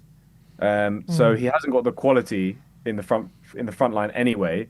Combined with the fact that we've got an incompetent recruitment team. And we've made the exact same mistakes as we did last season. I think that for me, that's the biggest kind of takeaway from this whole thing, is that we're in the exact same position last season. We've made the same mistakes. We haven't learned at all. What I hear when I hear Frank blaming injuries for not having any attacking patterns of play, he's basically saying we no longer have Kudus who could beat 3-4 players at a time, and that's it. And that's what I was relying on before. And without that player who can beat 3 players in one fell swoop, I can't do anything.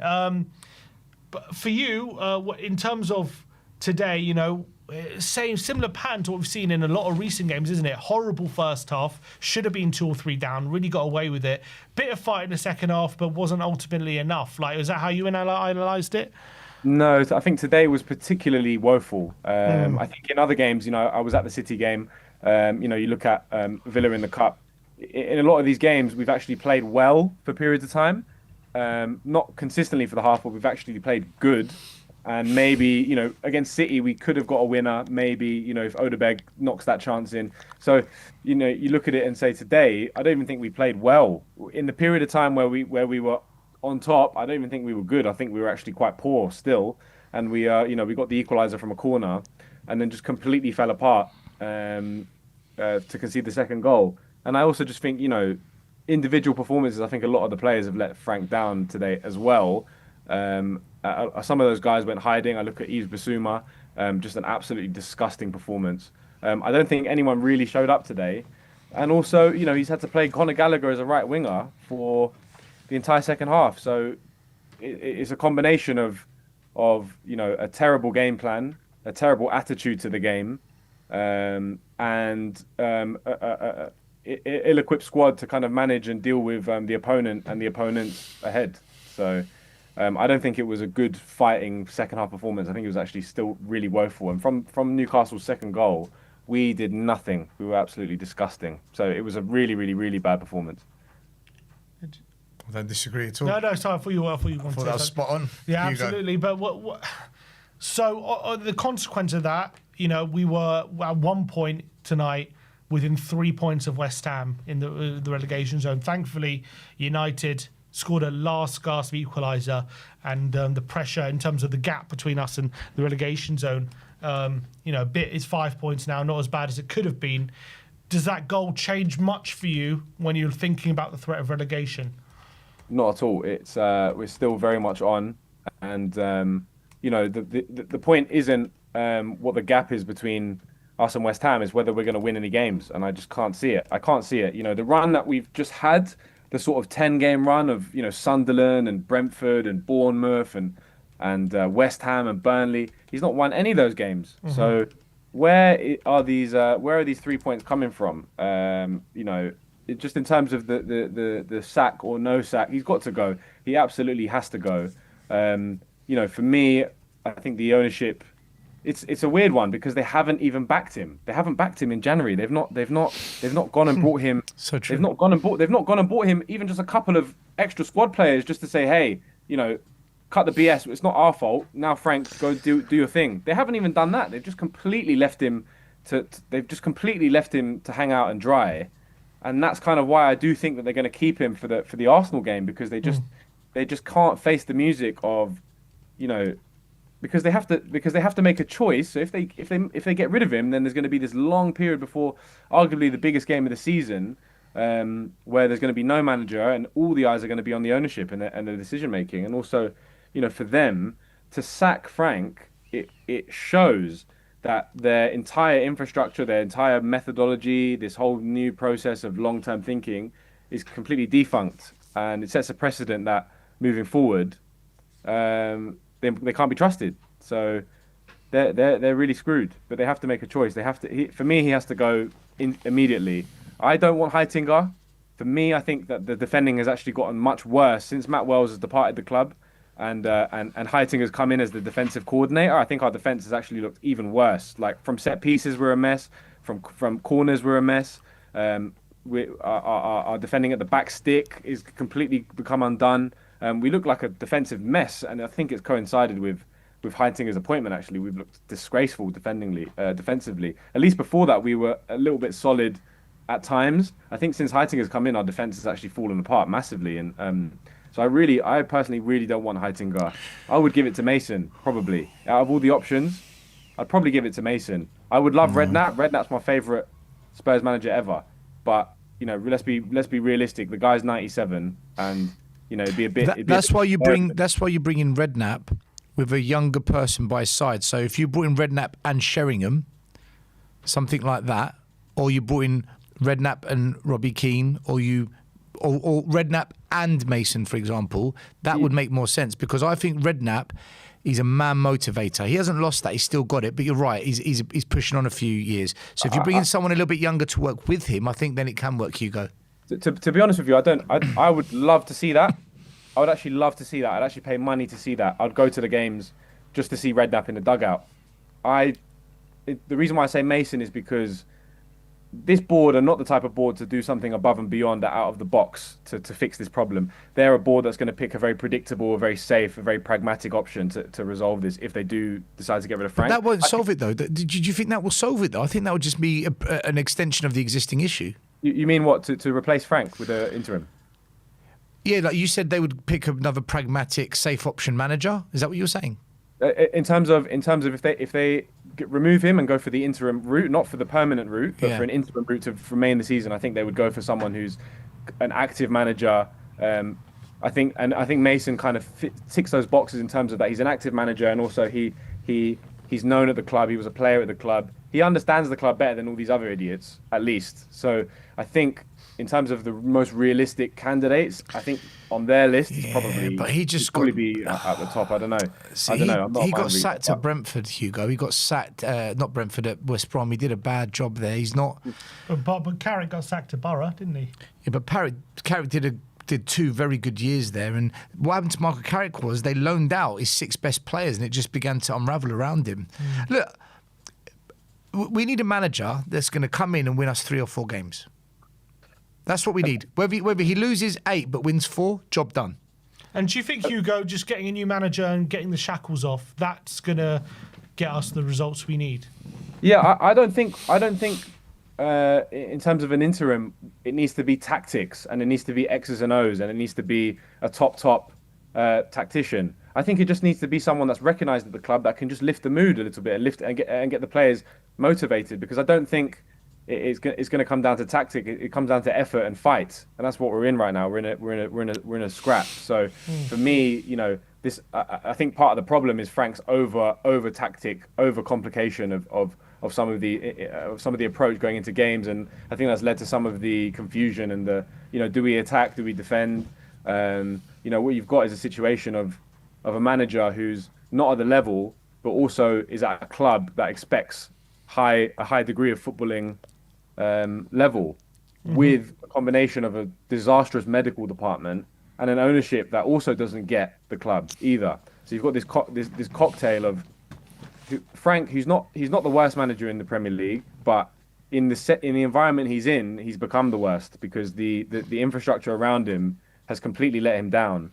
So the whole match is wrong. It's not because Frank's tactics, for me anyway, it's not because Frank's not setting us up right. I think the entire sort of infrastructure around him has let him down completely, and that comes down to recruitment, injuries, squad depth, and also the expectation of the fans and the club. That's what creates this atmosphere where if you draw against Sunderland, they're booing you, even though on paper it's not the worst result in the world. That's what creates this atmosphere where you've only won 2 games in 17, even though you haven't got the worst squad in the Premier League. It's this disgusting cocktail of things. I disagree a bit on this one. I actually think he's tactically inept in key moments. For me, that Super Cup final, 2-0 up, was a glorious position with 10 minutes to go. To not bring on all the defenders you had on the bench and bring on Archie Gray and then take off the only outlet should you have an out ball, I thought invited the inevitable. Then I saw against Arsenal, we waved the white flag as we walked on the pitch. That tactical idea to just park the bus against them was mental to me. Then it was the Nottingham Forest game where we're 2-0 down, and he'd already proven that he can be 2-0 down and come back because he did it against Brighton. But against Brighton, he went for it. We were 2-0 down against Forest with 35 minutes to go. And what does he do? He brings on Paulinho and Ben Davis and not one attacking option. And then he wonders why we lost. And then you've got, some of the recent performances you've seen where it's just defend, kick, pass it long, defend. A lot of people, because I don't really watch or observe Frank much over the last 3-4 years, Hugo, but a lot of people called him the professor, a tactical genius. I'll be honest with you, I think he's an average manager. In my opinion, he's an average manager that will punch above his weight at an average club. So he'll go to an average club and punch above his weight. I don't think tactically he's got it for the level that we as a club want to be at, in my opinion. I think if you chuck £400 million at him, he'll get you top 4, because I saw Ole Gunnar Solskjaer get second placed in the league when he spent 400 million, and he's an average manager. But beyond that, he's not the level for me, from what I've seen, from what I've observed. And he has got a tough gig. That I agree with you, Hugo. He's got a very tough gig. I do agree with you on that. I agree that he's not at the level. And what I would say, to just caveat what you said about his tactics, is that obviously, you know, when the results don't go your way, and when our moments of transition, when we win the ball up, you know, you look at the second goal today with Gallagher. You know, we win the ball from a corner, and Gallagher's got a 3v2 or a 4v3. Yeah. Pass option, and he completely fluffs the pass, and then Newcastle go and score. In those situations, you know, it's very easy to say that the tactics don't work, and you know, what's the plan here when it doesn't work. I would also say the Super Cup, you know, you can't really blame him for the Super Cup, because we were 2-0 up in a game that we had no right being 2-0 up, probably because of the tactics that he, you know, the structure and stuff. So that's the only thing I would say. And also, you know, at a different club, the style of play that he implements works, and it doesn't stick out, and it isn't jarring for the fan base. So that's why I caveated by saying specifically at Tottenham, that's why the combination of his style is particularly bad, you know, because you have to think as well, the fans in the stadium, they go, you know, they go flat for large sections of the games, and we don't believe. It's not the same at a Brentford. It's not the same at a Crystal Palace. It's not the same at Everton. You know, the expectation's not the same. So that's the only thing I would say. Could I counter this? Yeah. I want to counter this. If we're 2-0 up with 10 minutes to go in the cup final, and Conte Mourinho manager, I bet you we win that game if them two were in charge. And this thing about Frank, it works at other teams. When he came to Spurs, I asked myself, what have you actually done in football? And his best achievement is to get Brentford into the Premier League and be mid-table. Ivan Toney, Norgard, Visser and Mbeumo, 4 very good players have left Brentford. Look what Keith Andrews is doing. Now, I would say he is better than Frank with what I'm seeing him do. Do you think that's a fair comment? I think in terms of Keith Andrews, you know, what I would say is that Frank has left Brentford. He's left Brentford in a decent position. He's come to Tottenham. The levels have dropped down to what we were last season, and the Brentford team haven't really skipped a beat. I would argue that, you know, the situation at Brentford, the infrastructure, the integrated recruitment of stylistic players, and the consistent style of play, and the consistent understanding from top to bottom is also a big contributing factor as to why Brentford are in the top 7. It's not necessarily that Keith Andrews is. So why didn't Frank get them top 7? Well, I think, you know, he had better players. Sure, but they, you know, that's. I mean, I don't know, but they're clearly moving forward in some trajectory, and they haven't taken a step backwards or a step sideways. You know, Keith Andrews has kind of come in and kind of carried on the mantle, as it were. They haven't changed their style of play. They haven't changed fundamentally what they're going for as a football club. They haven't changed their transfer policy. They haven't changed their managerial infrastructure. He's kind of just, you know, Frank has run and kept Brentford in the Premier League so that Keith Andrews can kind of inherit a team, and he's done very well.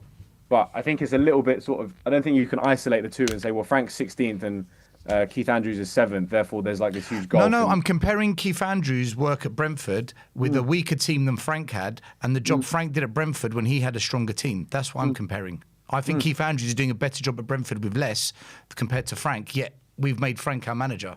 Sure. I think, you know, you might be on that could be a good point. You know, I couldn't tell you if, you know, I think Frank's doing a bad job and Keith Andrews doing a great job. So it's difficult to really compare the two. They're different situations, in my opinion. But, you know, Brentford have been, but also Frank has taken 4 points off Keith Andrews this season. So it's a weird one. I couldn't say.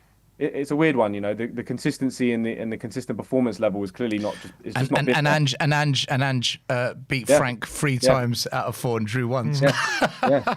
Makes sense of it, right?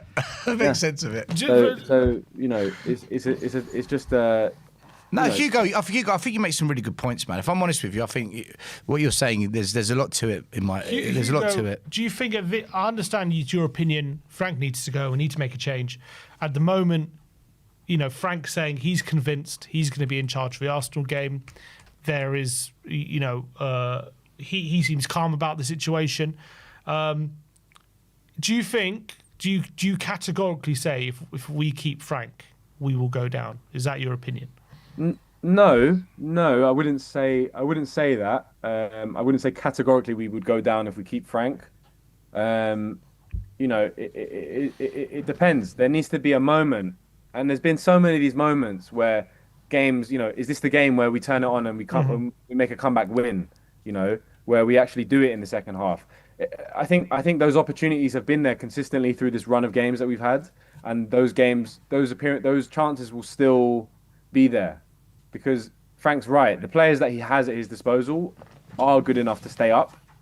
I don't think it's categoric that we go down, but I think it's absolutely necessary that we make a change, because for me, I just think he's just completely lost. He's just completely lost control of the situation. He's just completely lost control of the squad. I just don't think anybody in that team really knows what they're doing, has any belief in what they're doing, and the second half kind of comebacks are just so symptomatic of just like, it reminds me of when Conte was sacked and we were like, floating in 8th place and we went on a really bad run to end the season. But we had these games, if you remember, came back from 2-0 down against Man United, came back from 3-0 down at Anfield and then threw it away. It's like these guys are just running around like headless chickens and trying to make it happen. And so that's going to be, that might just be enough to just keep the engine going. But does it mean that Frank should keep his job? Probably not. I've seen this before with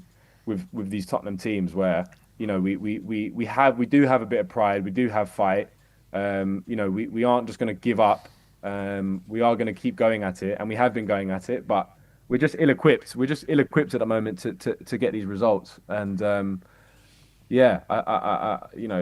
do think there needs to be a change. A change needs to happen. If it's Redknapp, I will renew my membership. I'll pay top money to come back to the stadium and watch that, because I don't think it comes down to Redknapp doesn't need to get in there with a whiteboard and start drawing up diagrams of where people need to be. I think he just needs to tell the players, look, go out there and do your thing.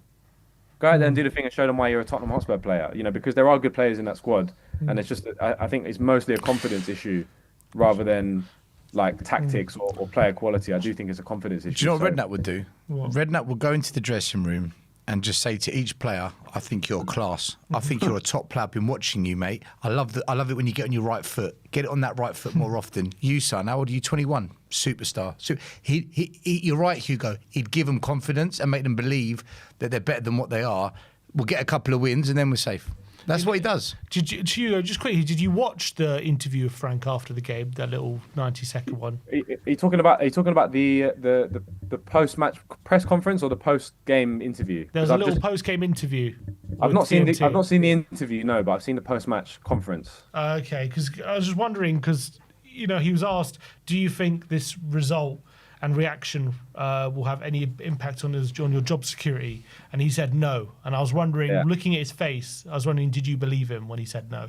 But you haven't seen it. So I don't believe him. I think he's just going through the motions. I mean, what else is he supposed to say in that situation? Yes, I'm going to be sacked. It's like, or maybe you say maybe he'll say we'll see if he's not sure. Yeah, I guess he. Obviously he's going to say no. But whether I was going to think like whether we're looking with his look. Sometimes you can tell with the look on your face. Yeah. But I don't believe. Yeah, but I don't think anyone believes what he's got a bit of a poker face, as Frank. Well, he might genuinely think he is safe. He might genuinely think he's getting the Arsenal game. Maybe he is. He got the Dortmund game after a bad result. He got the Dortmund game after everyone thought he was going to get West Ham, wasn't it? Everyone said even if he wins that Dortmund game, he's going, and that never happened, did it? Oh, I'm pretty sure. Yeah. I'm pretty sure after the West Ham game, there was kind of talk of one more really toxic home game like that, and it might be it. And since then, when was West Ham? Was it a Sunday or Saturday? It was on that Saturday night. All the hot rumours from a lot of journalists saying this guy's serious pressure. There's going to be a big meeting.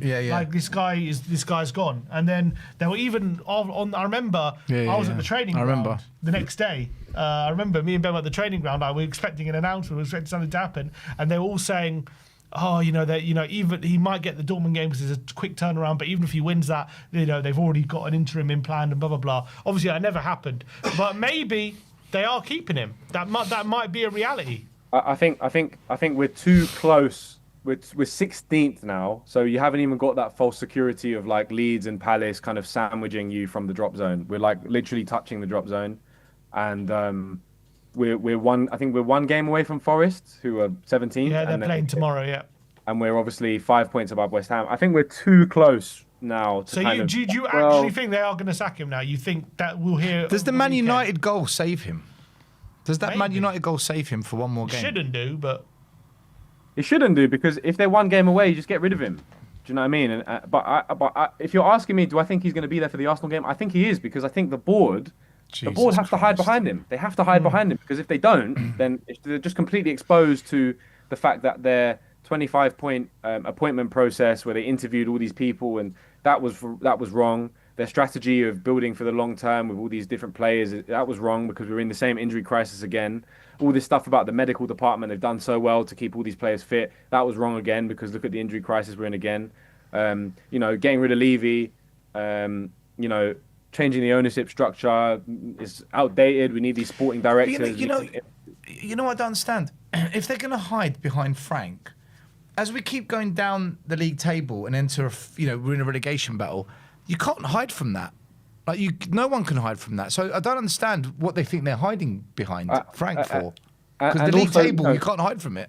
And if they're going to hide behind him, at least sign him a couple players. At least give him one more starting 11 player. Yeah. Because if you're going to hide behind him, yeah, then give him some players and then say, we've done our job. Let's hide. Let's hide now. Let's leave it to the manager. But they haven't even. They've just given him an 18-year-old kid who's not ready, clearly, because he could have come on today and Frank clearly doesn't trust him, even when we're chasing a game and there's nothing to lose. He doesn't even trust him then.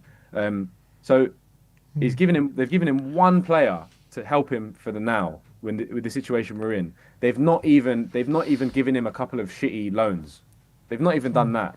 And they have the gall to sit there and hide behind him as if they've done their job, and now they need to just let. It's terrible. It doesn't make any sense to me. Cowardice would be signing a couple of bad loans and then hiding behind it. But they haven't even done that. They've just completely left him. They've just completely left him to hang and dry.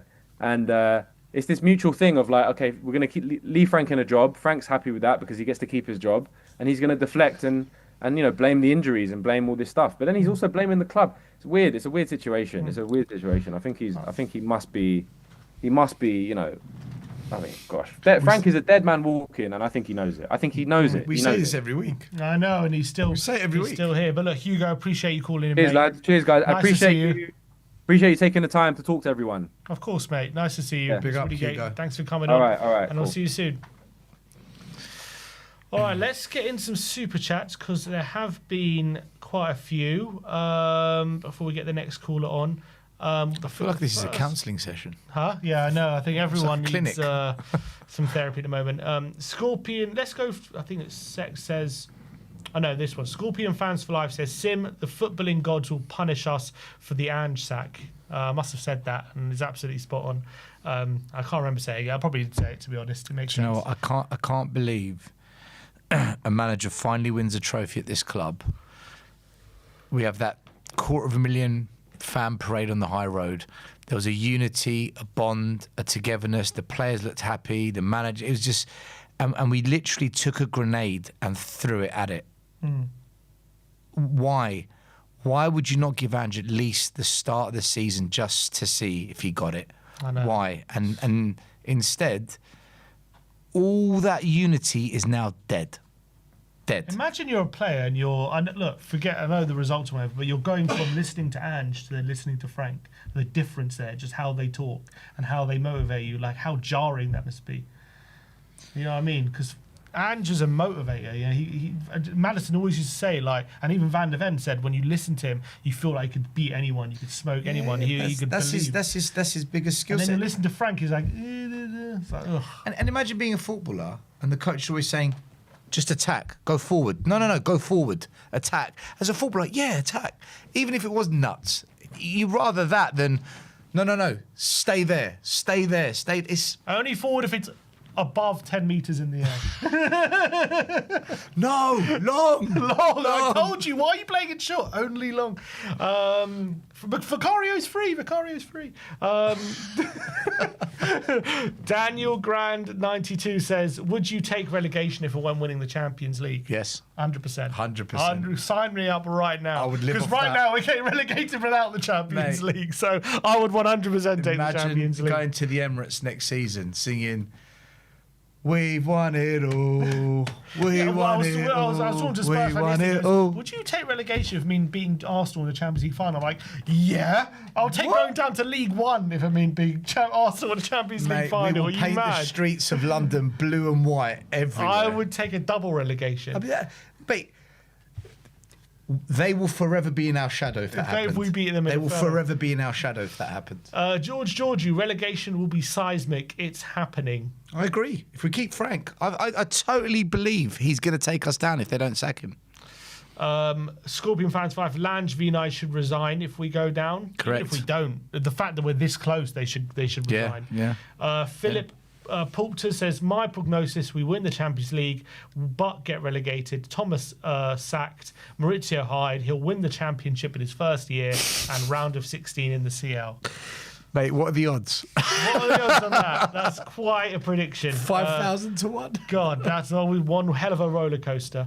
Birick says, this is not a joke anymore. Frank must be held responsible for this, and the board are too scared to admit they've made error after error. Agreed. Absolutely. Wibbers says, Frank likes to go on about how we finished 17th last season. The worst points differential we had to 18th was 8 points, and it's currently 3, although it's 5 now. But yeah, we never got lower than 8, the gap to the relegation zone last season. See, a good manager would stop referencing negative points in history and focus on the good points.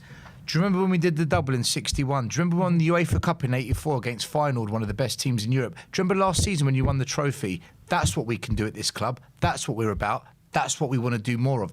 Talk like that. Not, you lot were shit last year. Oh, by the way, you nearly got relegated. It's the wrong... Although it's honest... We can't pass forward. You can be negative in your honesty, or you can be positive in your honesty. Players need a positive environment. They need that belief that they are good enough and that they can do more. And last year was just a blip, finishing 17th, because who cares? You won the Europa and got Champions League football. Exactly. That's what I want to hear from my manager more of. Abhishek says second half tactics forgot the tactics.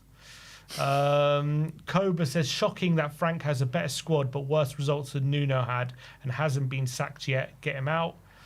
Wibbers again says, we are now winless in 8 Premier League games, drawn 4, lost 4. Our longest run since going from the 9th, since going 9 from May to October 2008 under One Day Ramos. This is our longest winless run since 2 points from 8 games. Jesus Christ. Is that right? Our longest winless run since 2 points from 8 games. We're 5 points off the drop, so And probably... after that, well, what happened? Redknapp came in and turned it around. Yeah, because we were going to get relegated under Ramos that season. We were like 18th or 20th, I think. We were bottom of the league. Yeah, we were rock bottom, weren't we? Rock bottom, yeah. Wow. Yeah, we were 20th. So this is our longest winless run now since 2 points from 8 games. And it's going to... And we're not winning the next Arsenal. game. And we're not beating Arsenal. So it's going to be another one.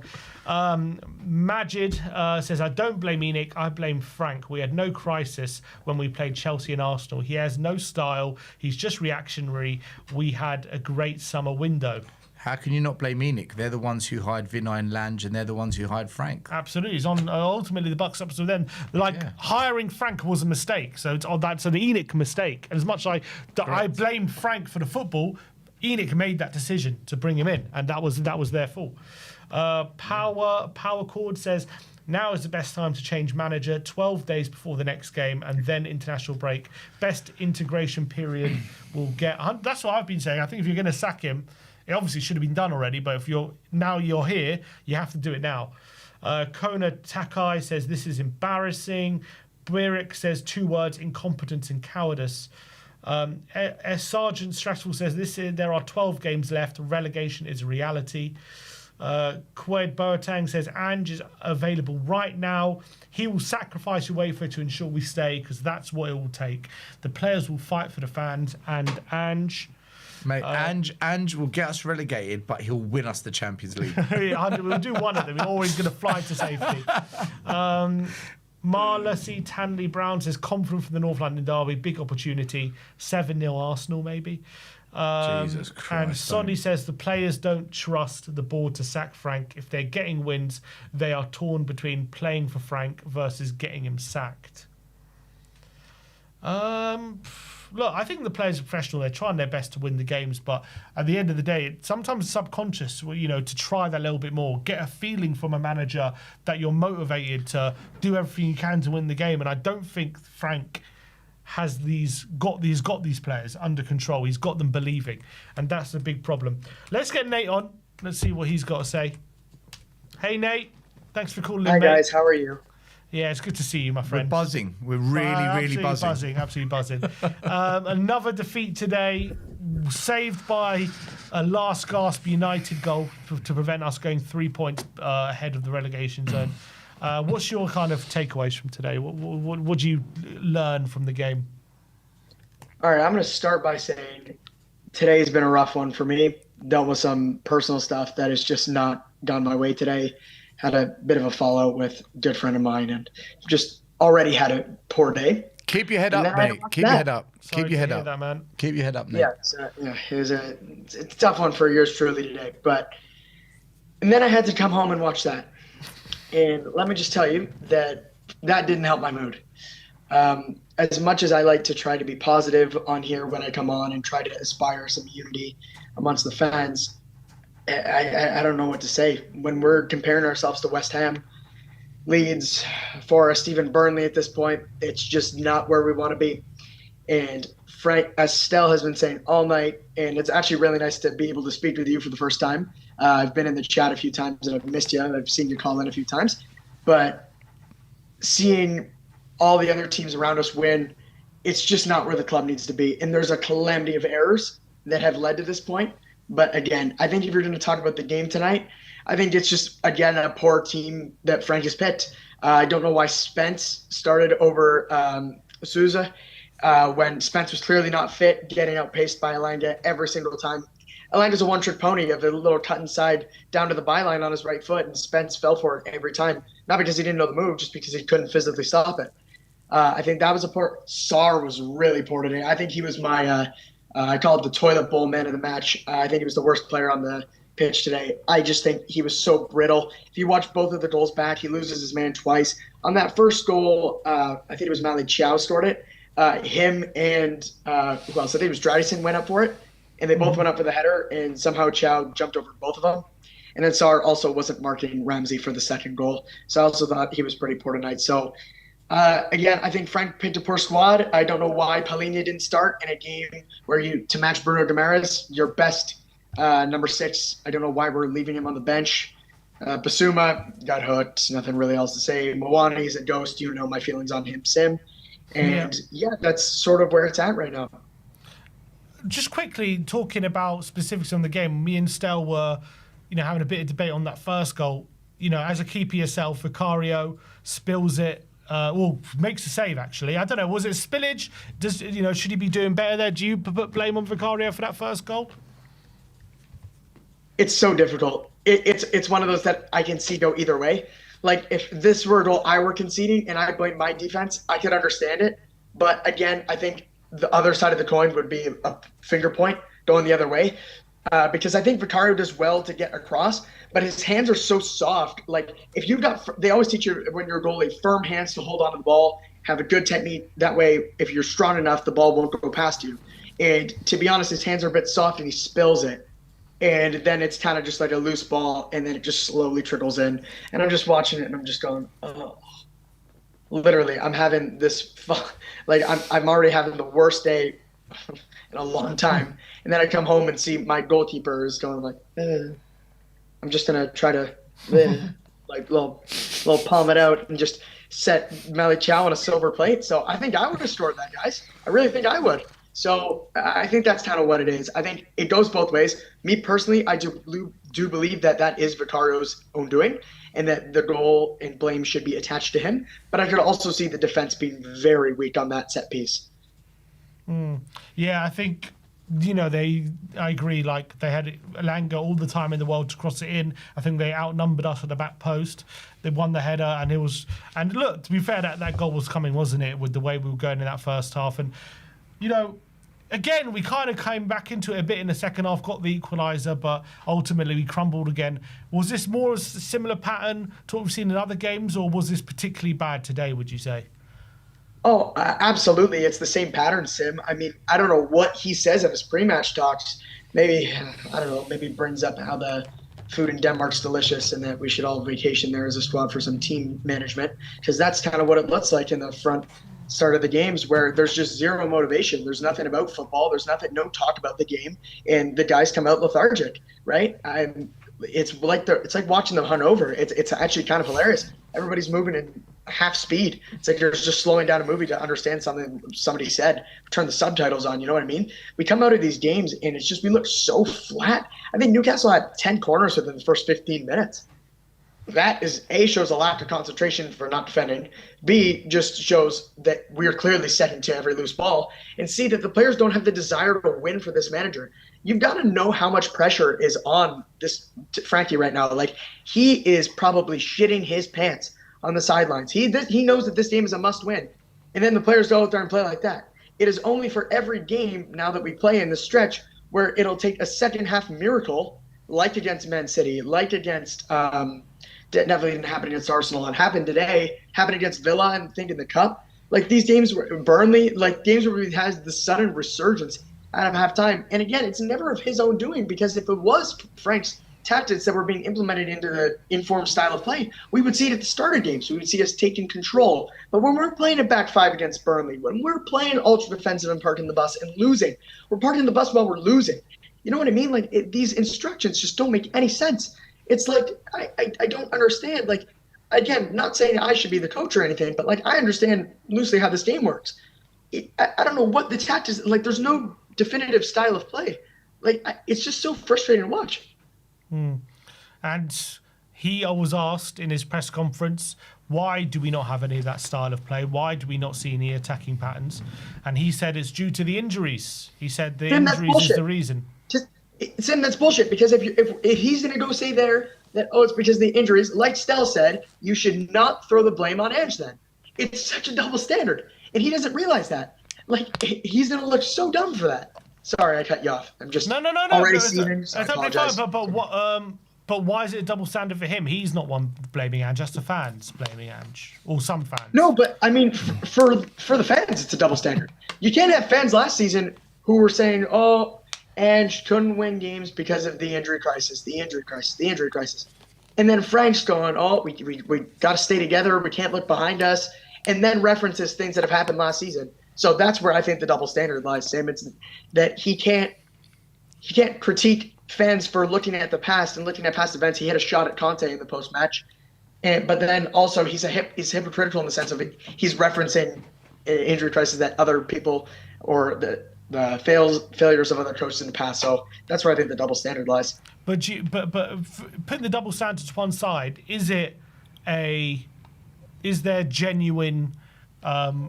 Is that a genuine excuse in terms of the could you put it down to injuries? Is that a fair thing to say?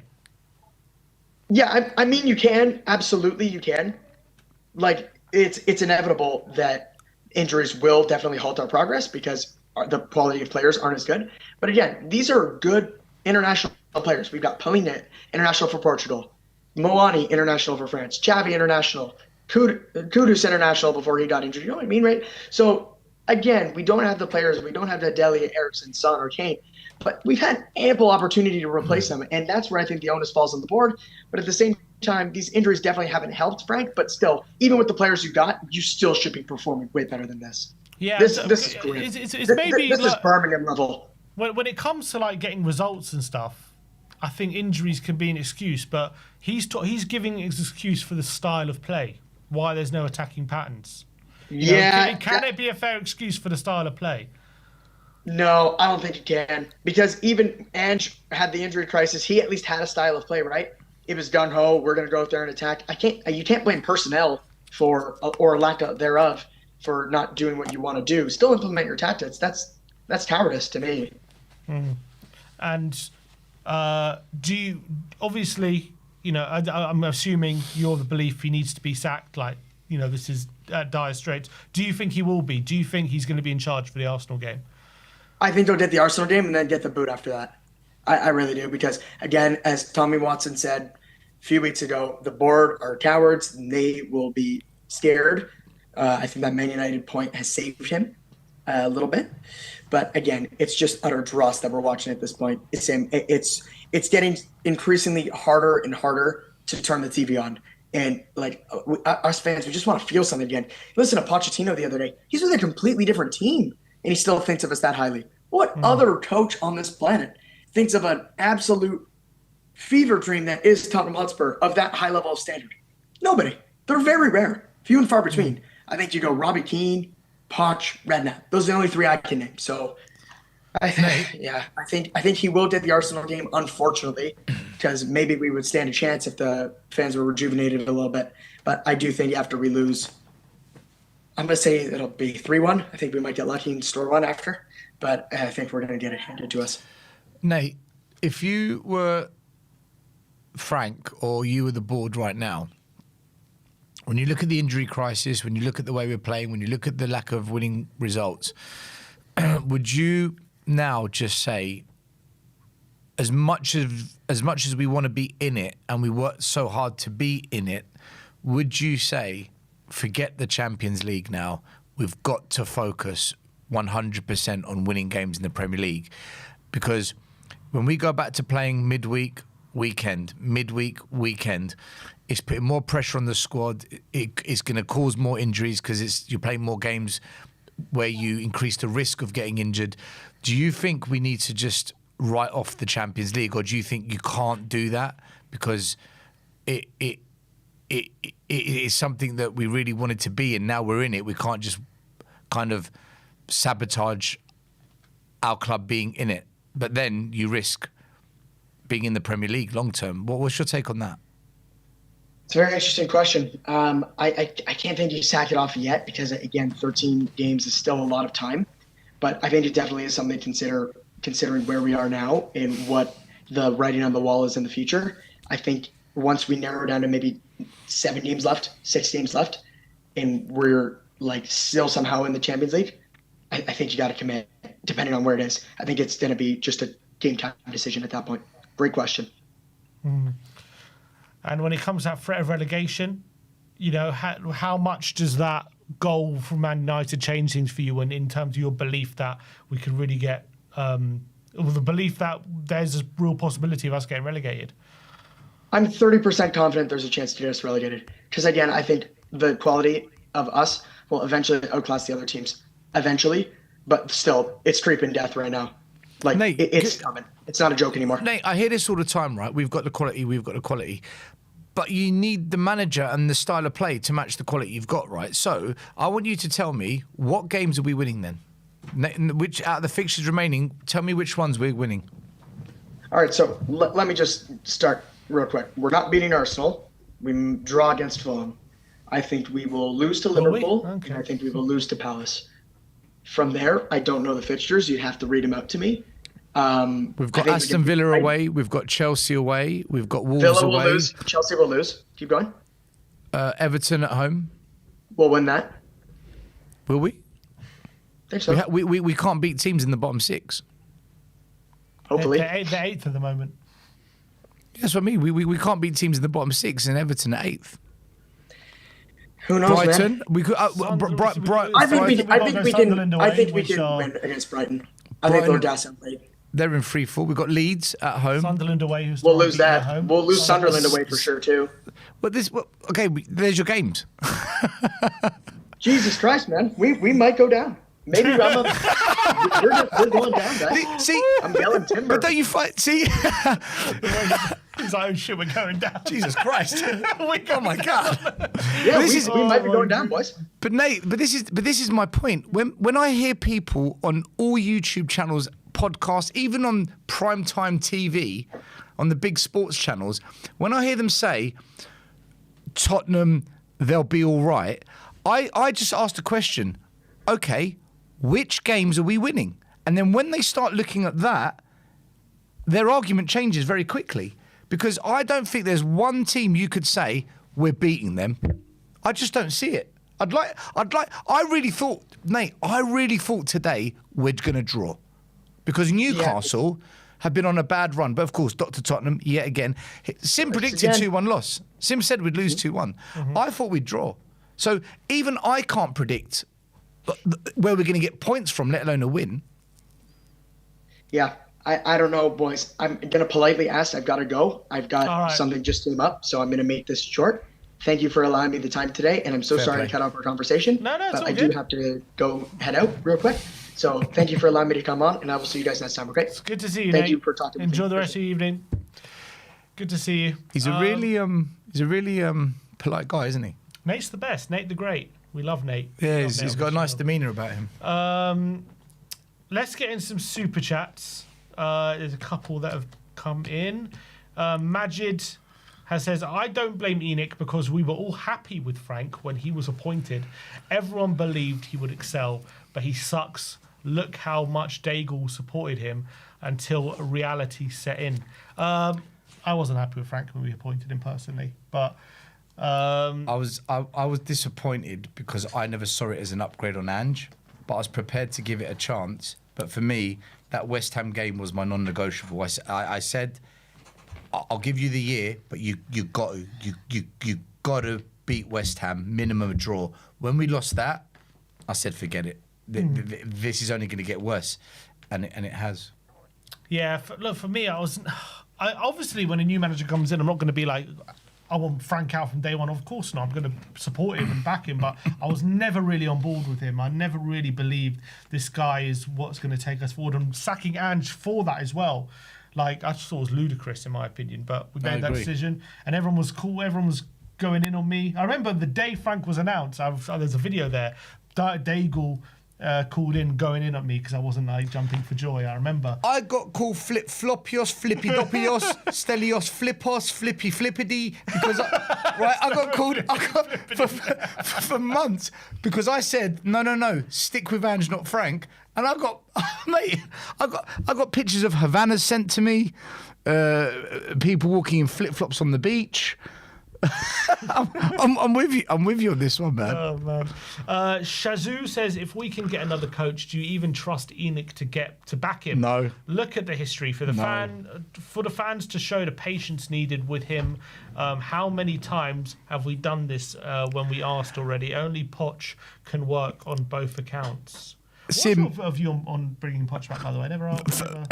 First of all, forget trusting the board to back the next manager. I don't trust the board to hire a good next manager, right? Let's get that straight.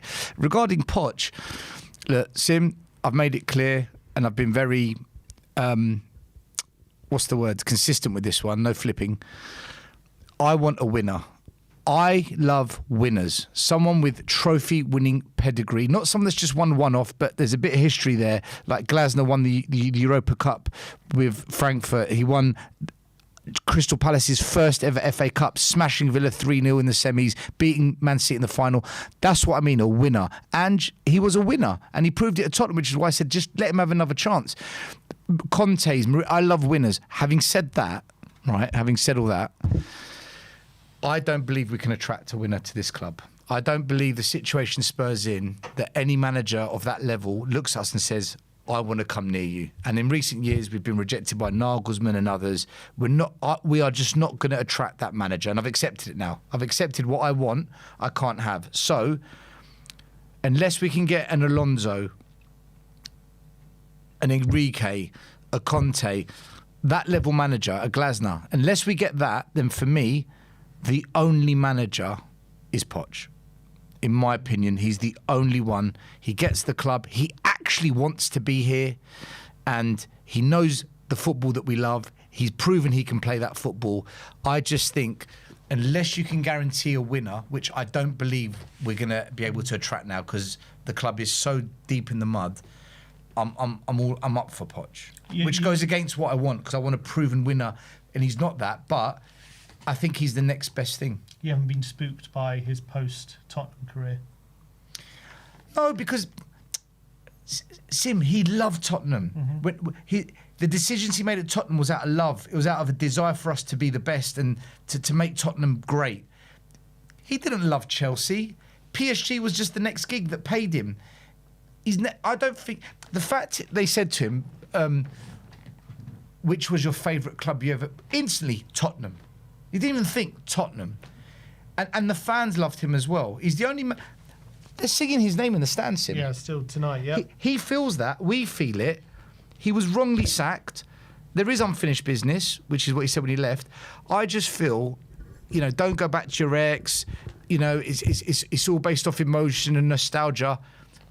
No, it's not, because we're not going to hire a winner. We're not going to do it. No winner will touch us. So let Poch have a crack at it, I say. Just let him do it. George Orton says Van de Ven deserves better than this club. So sad for him. That's what George was How saying. bad is Also- that? How bad is that as fans? I know. That's how we feel. And he's not wrong, by the way, but how bad is it? That's where we're at. Also, some interesting news tonight. According to reports, De Zerbi has been let go of Marseille. Is that one you'd consider? He's a nutter. He's a nutter. Maybe we need a nutter. We do, but we know how that's going to end.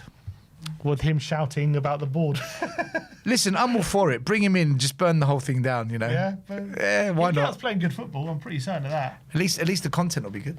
Yeah, I'm certain he'll get us playing good football, but whether it wouldn't burn down in flames, I don't know. Let's get Andreas. By the on. way- go by on. the way- Sorry, wait, go on.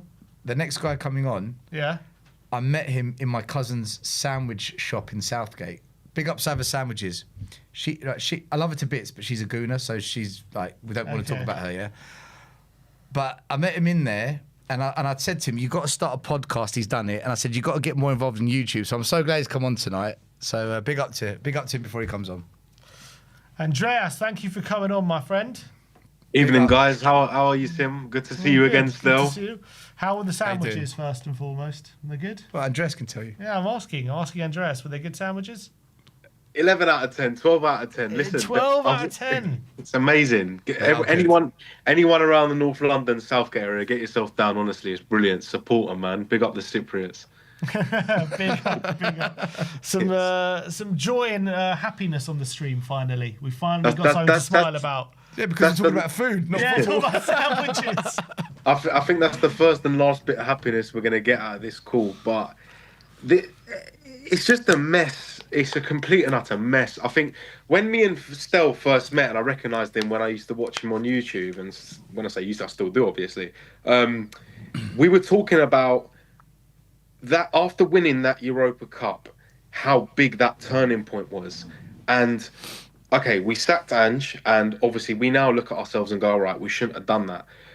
But we hired someone that was just going to take any old crap that this board fed us, because I feel like a lot of that board thought, right, that's it. We've given the fans what they want. Look at the losing team in that final. We were relying on them today to win, to keep us out of a relegation fight. And by the way, some of the arrogance I've seen from some Spurs fans saying, oh, we're not going to go down. We're not going to... We're right amongst it. We're right there. Look at the football we're playing. Look at the points we're putting on the board, which is none, right? We're relying on West Ham, Man United, all these other teams that we were laughing at because we'd won a trophy. And now look at us. We're in a worse position. I mean, how? I mean, I was walking up the high road the other week. I was at the Dortmund game, and I was talking to my little brother, who I go with every time, and we were saying, a couple of months ago, the sun was shining, beers were out, the gates were up, there was a trophy parade, and we were all having the time of our life. Now we're all walking to games. We don't know what we're going to be served up. We have no idea. At least with Ange, we knew we'd be seeing, all-out attack football, would be going for it. Now it's like, what are we? The players look so confused. You see their body language on the pitch. They're all stroppy.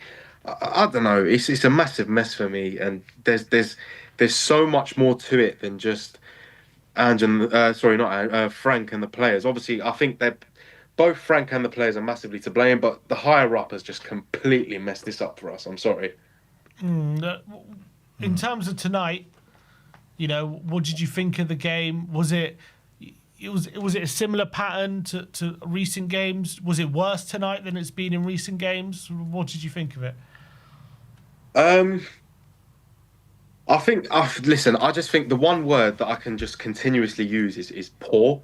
And the bar is so low. Like, the bar's on the floor and we're falling over it.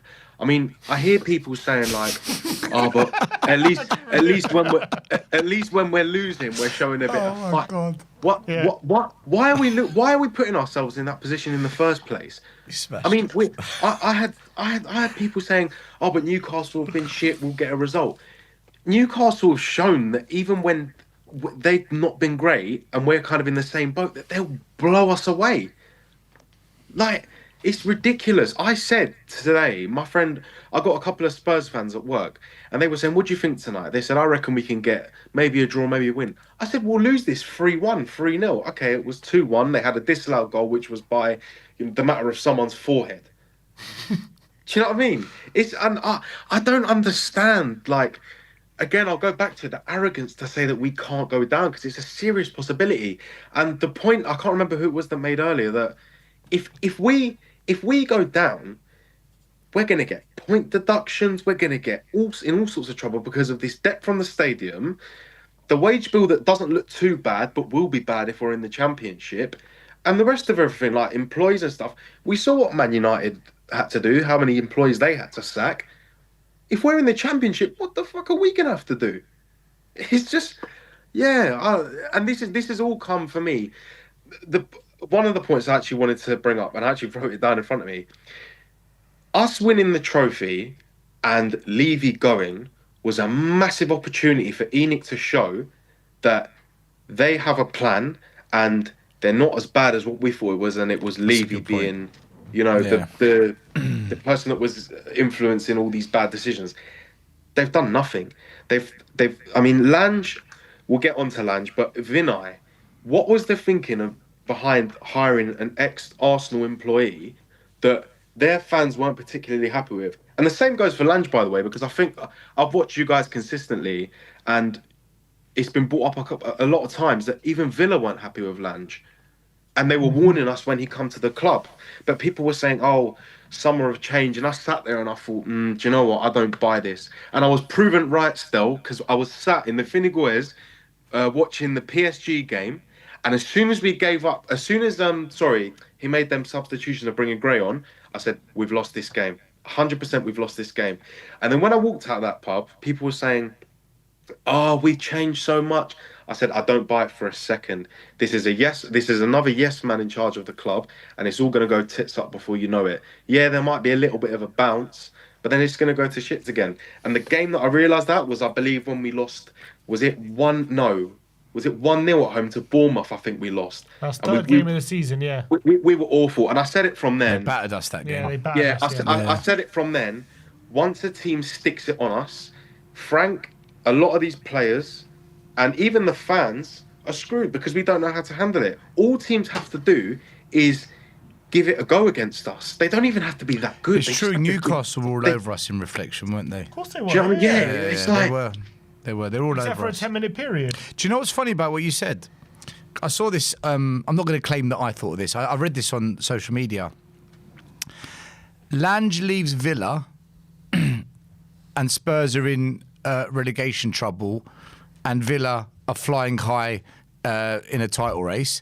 Vinay leaves Arsenal. We're in a relegation to come to us. We're in a relegation fight. Arsenal about to win the league, and Frank leaves Brentford. We're in a relegation battle with Frank, and Brentford are challenging for Champions League. You couldn't write it. All the people we've hired, the clubs they've left are doing better without them. All of them. We've gone backwards. Everyone's gone a step forwards. That's what's happened, and we've given these teams the upper hand because we've taken all the shit and given out what we thought was shit, and they've become good. So do you know what? It's almost like we do. When I say almost, we do it to ourselves. We do it to ourselves. I mean, this whole thing about the £150 million that was given out in the summer, right? I said to certain people that were going, "Oh, but give it January and we'll be all right." These were the same people that were calling for Frank's head. So the question I asked to them was, Do you trust this manager with 150 million pound only to then get rid of him once, like the last caller said, sorry, I've forgotten his name, said, Nate. oh, Nate. by the North London derby, he'll be gone. So we've spent 150 million pound on players that will suit a system that we're not going to be playing for much longer because everyone's calling for the manager's head. Because let's face it, it will become so untenable that they will have to make a decision soon. I think they will give him the Arsenal game, but I think that will be the turning point because I agree with you still. I think we're going to get absolutely flattened by Arsenal. I mean, Well, you saw what Newcastle did to us today with set pieces. Every set piece, we looked a mess. Arsenal live for that. They live for those moments. That's who they are. Arsenal are the set piece kings. Look at the second goal, right? The way Sarr and I think it was Gray lost their man. I mean, I watched it back. The guy literally just moved his shoulder, moved round him. There was an open goal. I think Vicario, yes, should have done better, but there's got to be some sort of safety net when the initial save's been made. And if there's no fight for that, how can you expect us to get results? I mean, people are gonna say this whole gimmick, oh, but anything can happen in the derby. Come on, let's give it up, man. They're gonna beat us, and it's set in stone. They're gonna beat us, right? You named the fixtures that we've got. I can't see us getting any more than about 4 points for the rest of the season. And do you know what? If you were to ask me the question, who we get it against, I honestly don't know because I go back to the point of I don't know what we're going to be served up each week. So I can't even tell you where them points will come from. That's just me trying to be somewhat positive and trying to say, do you know what? Hopefully we can at least get 4 points, which, by the way, I still don't think will be enough to keep us up because West Ham will keep building on what they've got. And I think Deitch will look at it and go, do you know what? They're shitting themselves at the minute. If we just ramp up our tempo a bit, we could definitely catch them up. I mean, we're all talking about every Spurs fan every week is looking at the top of that table and going, do you know what? City can definitely close that 6 point gap. So why can't West Ham and Nottingham Forest close the 5 point gap of us to get in the drop? So true when you think of it like Why? that. Oh, Why? 100%, of course they It can't be one. It can't be one When you rule think for of one it and like one that. rule for the other. That's where the inconsistency lies with our fans because and it goes back to the whole thing about change for Spurs and obviously still I know recently you've been saying, do you know what, you can't be bothered because you've been there, done it, and there's been no kind of backing from most of the fans that are moaning. The protests are dead, Andreas. They're dead. They are. I mean, I think dead. I can't remember. I went to my first one, and I stood there and I was like, "Is this really it? Like, is this what? Is this the small amount of group of people that are fighting?" Because I see plenty of people on Instagram, X, Snapchat, whatever social media platform you use. Enough people posting Enikau, Lanja, whatever. But then the in-person show is just. They're not the It's- match day fans, though. Unfortunately. Yeah, I know, but it's just you would think with all this noise online, you would think that there would be more than just a small handful of people, and it just disappoints and upsets me because you see all the work that all of these platforms try and put in. You know, the banners. You know, remember last season they were putting them up and they were trying to pull the banners down. That takes time. That takes money out of people's own pocket, and for people to not back that, it's a shame because there's enough of us moaning, but there's not enough of us actually doing anything.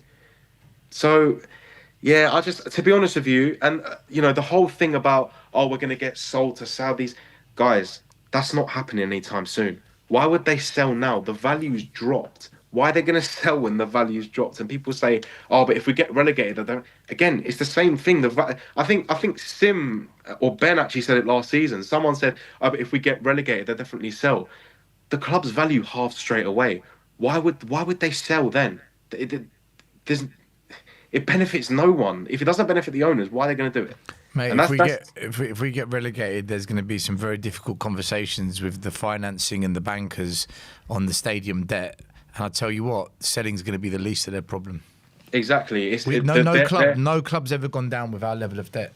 Exactly. I mean, it's going to be. Can you imagine that? I mean, we'll have the best stadium in the Championship. What can I say? I think that's the only positive from it. But it's just ridiculous. I go to people every week and I'm like, do you know what? I could seriously see us at these small little grounds next season supporting Spurs away because of the way we're playing. And do you know what? People say, yeah, but we'd come straight back up. Would we? Would we really? Because we've seen how these championships and these lower league teams, even in the FA Cup, can give it a go and they get a result out of it. That's going to happen to us every week, where there's going to be workhorse teams against a team who don't really have a clue, a manager that's not going to have a clue. The whole morale of the club's going to be on the floor. Do you really think we're going to come straight back up? I don't think so. And we're going to have a target on our back every week as the biggest club in the Championship, 100%. Exactly. There's going to be that. There's going to be that game. pressure. There's going to be that pressure that not only we should be winning every game, but that we should be going straight back up. And sorry, but that's too much for this group of players, this manager, and this board to handle. They couldn't handle the easiest transfer window they've had in the last 20 years after winning the biggest competition we've won in ages. They couldn't even go and sign. Like, listen, I know they signed Xabi. I know that what happened with Morgan Gibbs White happened. But for me, listen, I know that obviously the Eze thing hasn't all worked out, but the way we've dealt with transfers and the way we waited around for other people to act and then we didn't, that told me everything I needed to know about how the rest of the window was going to go. And the Kolo Muani thing was a panic buy. If we're being honest, Xavi Simons was technically a panic buy, because if Chelsea never backed out of it, would we have really gone for him? I don't think so. There's no way we would have.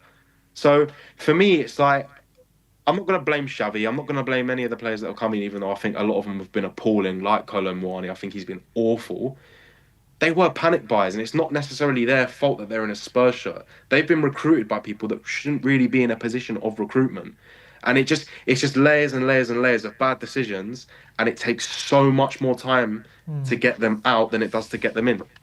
And in terms of bad decisions, they've got a decision to make when it comes to Frank. Yeah. Do you, looking at Frank and listening to what's been said, do you think he will be in charge for that Arsenal game? Yeah, I think he will. I think now what they're going to say is, I think, give it the North London derby, with it being such a important game, because I feel like they're damned if they do and they're damned if they don't, because if they sack him, they're going to, certain fans will say, oh, you've left us going into a North London derby when we're like 5 points off the drop with no manager. But then if we go and we will go and lose that game, they're going to say, oh, but why didn't you change it in the first place? So like I said, they're damned if they do and they're damned if they don't. But you know what though? I can't accept this from an ownership. You shouldn't give a shit what the fans think, because you're the leaders. You should lead the organisation, right? If the fans, oh, Frank in, Frank out, no. You make your decision and back it. The problem is they're not backing their chat. They didn't back Frank in the summer. By keeping Frank, that's not backing him. It's lambs to the slaughter stuff at the moment. You came in, right, and you said, we want to win the Premier League. We want to win more trophies. We saw the Europa Cup as a stepping stone. They want to compete on 4 fronts, they said. Well, you've not done it. Not compete on any fronts. So you're not backing your chat. Back your chat. So I don't care what fans have to say, quite frankly, right? And no one should care what I have to say. But the board should be making decisions in the best interests of the club, and losing every week and being in a relegation fight is not in the best interests of the club. And Frank is the man they've chosen that's leading this malfunction. I just think hiring a manager like Frank was never a good decision, and clearly none of their decisions are in the best interest of the club, because I think I was watching another We Are Tottenham TV video the other week, and the signing of Conor Gallagher. Listen, I'm not saying that Conor Gallagher's a bad player. I'm not saying that he shouldn't be, but we've got players like him. Why did we not go? Like, look, that left-hand side has needed attention since last season when Son was starting to decline. Don't get me wrong, I think Son did get done dirty by Ange's tactics because he made him a touchline winger.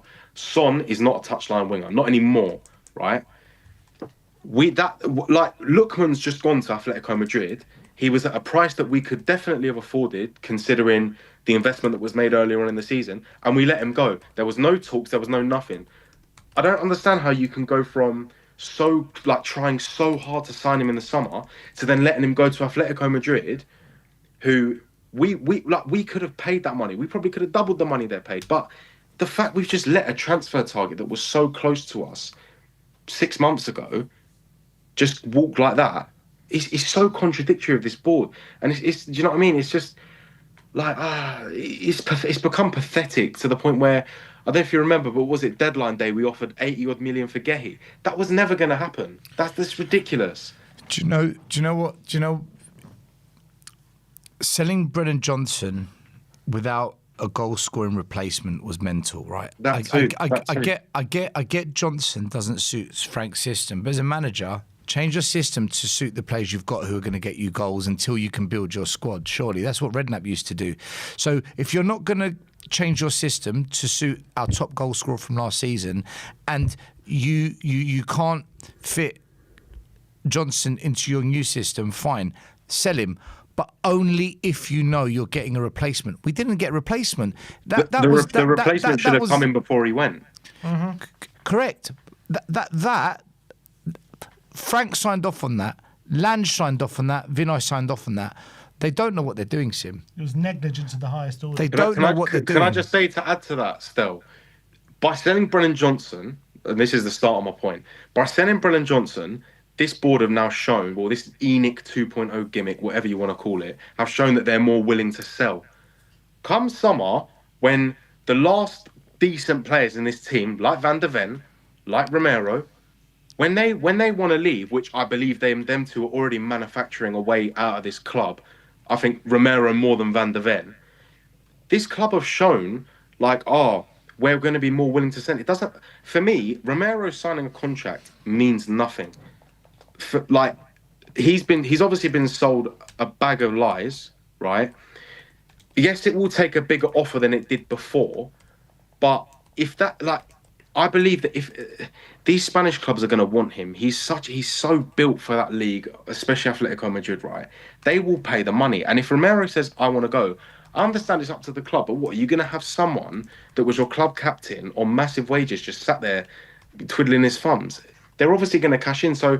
And with what they've shown with letting our top goal scorer go, they've clearly got no intention to get a like-for-like / improvement replacement in for either of them. I mean, can you imagine? We could be going into next season with like Dragusin, Danso, and Vuskovic, who I'm not calling out or nothing, but the guy is still a young kid, and I understand he's been amazing in Germany, but like you said, still the other week, he's already made a name for himself enough for someone like RB Leipzig, Bayern Munich, or even the Spanish clubs to get him as well. So we're going to be left with such massive holes to fill. We already have them now. Don't get me wrong. Like we need a whole new attack. I'm sorry, it needs refurbishing. The left-hand side, the right-hand side, because Kudus is just going to be our Pedro Porro of the attack now. He's just going to get overplayed. He's going to get ran down. And he's already shown, he's out still for another 2-3 weeks. So, for me, there's no light at the end of the tunnel when it comes to things like the board's competence and us going into next season. I mean, people were saying, as long as we get above 17th, it's an improvement. It's not going to happen. We've got a higher chance of it being worse. So yeah, I just think how can people say that? So if we finish 16th, it's an improvement. That's it's lunacy. It's absolute lunacy. And I was like, do you know what? We call ourselves we call ourselves a Big Six club with a great history and great players and yada yada yada and the great DNA. And you think that just finishing above 17th is good enough? No chance, not a chance. When you win a trophy, it's something to build on. It sets a standard that you should be able to go and improve that team, attract the bigger players while you're still in that kind of happy vibe era, which was over that summer and the beginning of the season, and improve on it. We've shown the opposite. We got worse. We got a worse manager. The players are performing even worse. The medical staff have somehow got worse. The higher up are even worse. I honestly would have rather just Levy stayed till the end of the season because, like a couple of the last callers said, he would have pulled the plug by now, and we would have seen a change. Look at what's happened with Carrick. He's gone in there. I don't actually think he's done anything amazing. All he's done is said, do the basics right and do them to a high standard. He's put his arm around a couple of the players, just massage their ego a bit, and look at them. Listen, I know they drew to West Ham, but they've just gone and picked up 4 wins out of 5. Mm-hmm. I mean, we that's the team we beat to win, to give us the happiest day of some of our lives so far. Man United, right, West Ham, are the first team to stop Man U from winning a game of football since Carrick's arrived. Yeah. So that shows there's a real fight in that team. And also the other game, look, for West Ham's last 5 games, they won 3. They were 2-0 up at Chelsea and lost in the last minute, and they were 1-0 up against United and lost in the last minute. That to me shows a team that's fighting, turning a corner, and has the quality to get themselves out of the situation. Yeah, it's just awful. Everything about the club. That I think sometimes people forget that this football, like being a footballer, it is a job. When you go to when everyone here, and I feel like I speak for everyone here who's watching or works, when you go into your 9 to 5, whatever your job is, if you've got a bad working environment, you're never going to be able to perform to your optimum potential. These players are in some of the worst environment I've seen since supporting Spurs, right? How can we expect them to perform to the best standard they can when they've got a manager they clearly do not believe in? A lot of these players now are getting increasingly frustrated with the board. We've seen it with Romero. We saw it, if you look in the comment section, you see all of the players liking it, commenting it, whatever, basically agreeing with him. These players are almost becoming like the fans, where they're kind of seeing it from our point of view. And that's where it gets worrying, because that can tell you only how bad it can be. And so there's no light at the end of the tunnel, because we're stuck with Lange because he's not even been here that long. Vinay isn't going anywhere. So I don't understand where the kind of improvement or lift is coming from. It just goes for the same thing with everything positive. I don't see where the points are coming from, and I don't see where the improvement in morale or just general results is coming from, or recruitment or anything like that. I think the summer transfer window next season is already written off, because we're going to be in such a bad position that who the fuck is actually going to want to come to us that's actually going to be able to improve us? It's like Groundhog Day, isn't it? We've put ourselves in this position, though. That's the thing. We've done this to ourselves. We can't blame. Do you know what I mean? We can't blame anyone else apart from ourselves. We can't talk about how other clubs have spent so much money. We're in a position to do that. We've just had this massive investment. And we have done it. We have spent money, and we've spent. What I was going to get. We've spent wrong. We've spent so wrong. It's just I think the every bit of recruitment that we've done over the summer and in January has just all been wrong. I'm sorry. There's nothing I look at and go, do you know what? Yeah, that was fantastic. All right. Look, Andreas, we're going to have to move on. Appreciate you calling in, mate. That's great fine. Call. I appreciate it, guys. Please call in again. It was a great call. Good stuff. I will. See you in the sandwich shop. I'll see you again still. Listen, I'll be back on the next one, hopefully. Yeah, take care, guys. I'll speak to you soon. See you later. Andreas. See you later. I'm looking forward to having one of these sandwiches. I'm looking forward to it. They're pretty good. Yeah? They're pretty good, You need to bring one next time. Oh, look at you. I'm trying to get some free food here. Free food. So this next guy coming on, I made a mental note of this. He put a super chat in saying, Spurs to win 2-1, I'll be coming on to tell you. So fair play to him, because he came on and he got it wrong. You got the score right, but not to which team. Yeah, explain yourself. Bring him on. Big up. Hello, mate. How are you doing, guys? Thanks for calling in. Thanks for giving your time. 2-1, you got the score right, but not to which team? Yeah, I mean, it's Tottenham at the end of the day. I mean, I just went off a gut feeling when I saw Paulinho. I thought the game might change because we lacked leadership on the ground today. And I think when he came on, I think the game might turn around. But obviously, at the end of the day, it's Tottenham. And Dr. Tottenham did arrive today.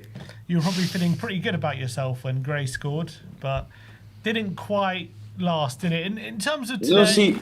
Go on. In terms of Tottenham, I'm sorry to cut you off, but no, go for it. I have not been confident about Tottenham's results for the past 4 years now. I mean, it's just a general theme. Sometimes you just go off of gut feelings, but with Tottenham, they are never right. As fans, obviously, we want the club to win, but the reality of the matter is we aren't the club that we used to be. I mean, my last call I did when we won against Dortmund, and when I came on the call, I was the only guy that said we should sack Frank right now.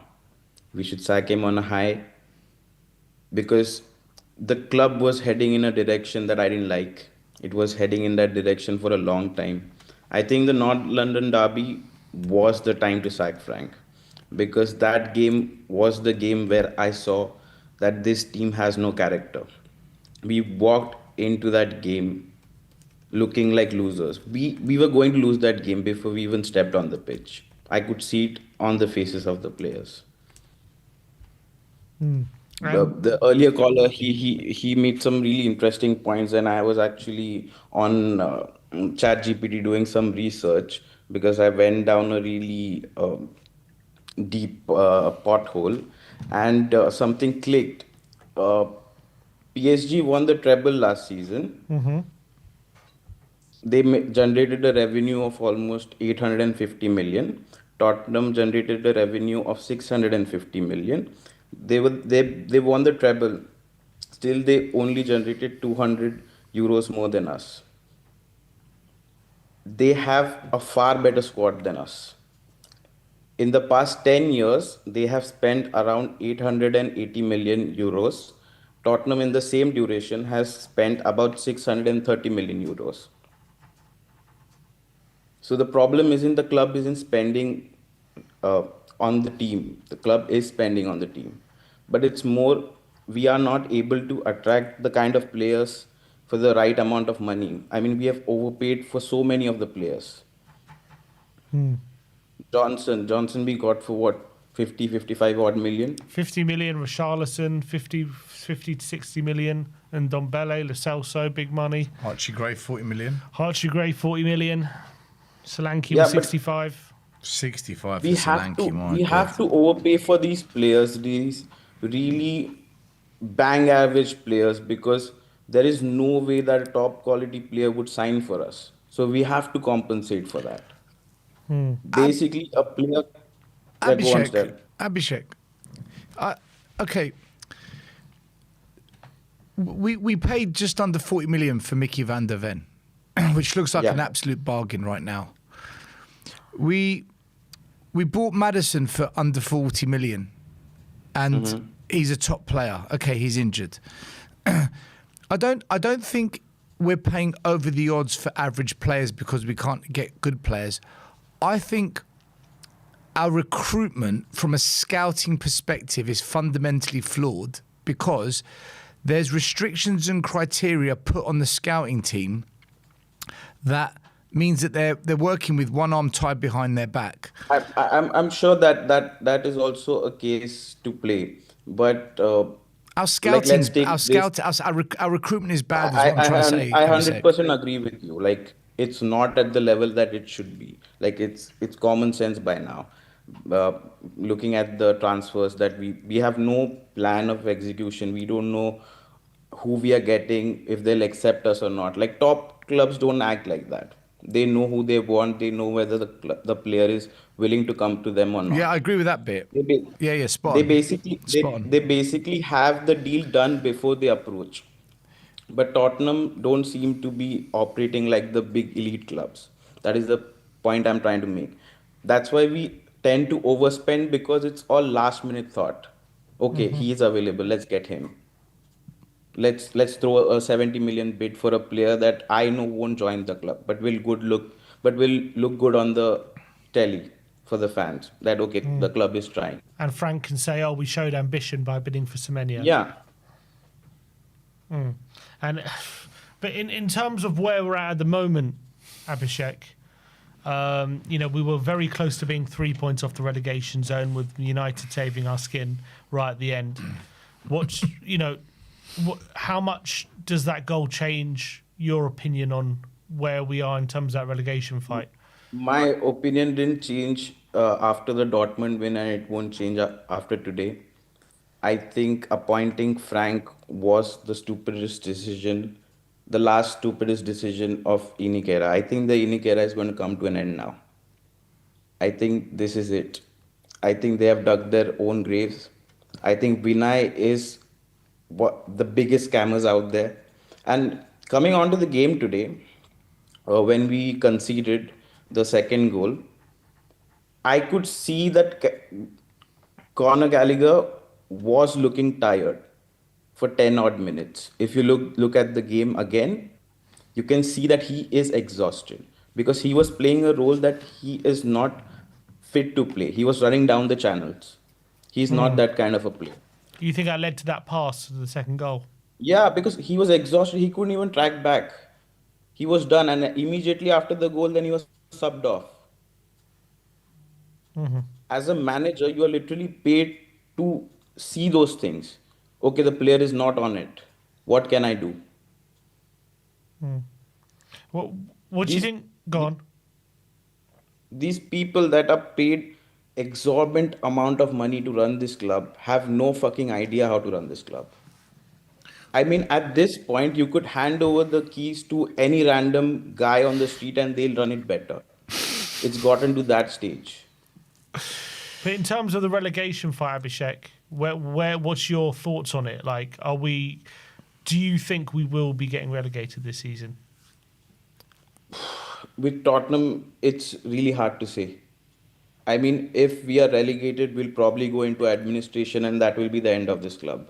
Because the amount of debt that we have, the government will step in because there will be a lot of legalities that might be involved. Knowing Levy, there might be certain conditions that under which they will have to pay upfront payments because he got the loans at very cheap interest rates. So I'm sure Daniel Levy, being Daniel Levy, he would never think that the club would get relegated, and he put a lot of clauses in there. I'll tell you what, though, So I, Daniel Levy might step in because he's got 30% of the shares.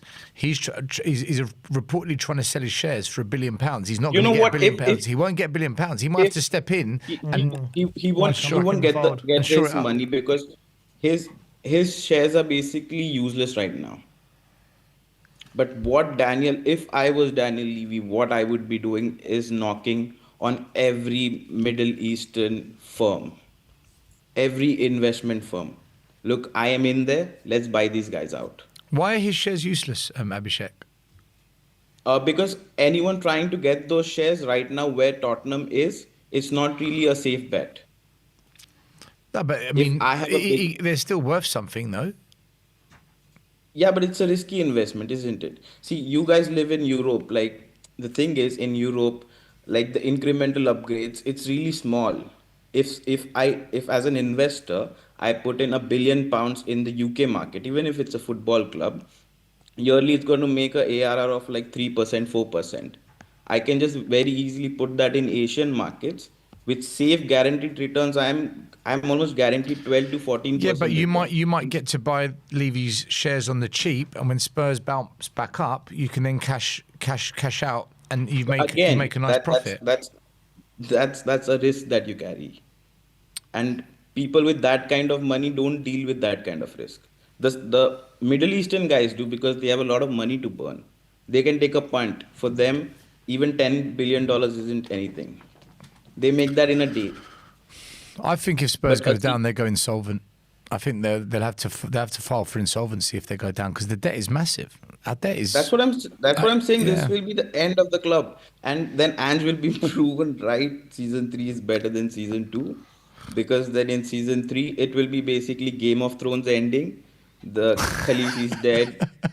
The They fought for the Iron Throne, but the Iron Throne is gone. It will basically be like a disaster. Do you know what? If we go down, that Conte speech will become iconic on a level never known Oh before. yeah, it will become like a piece of football legacy.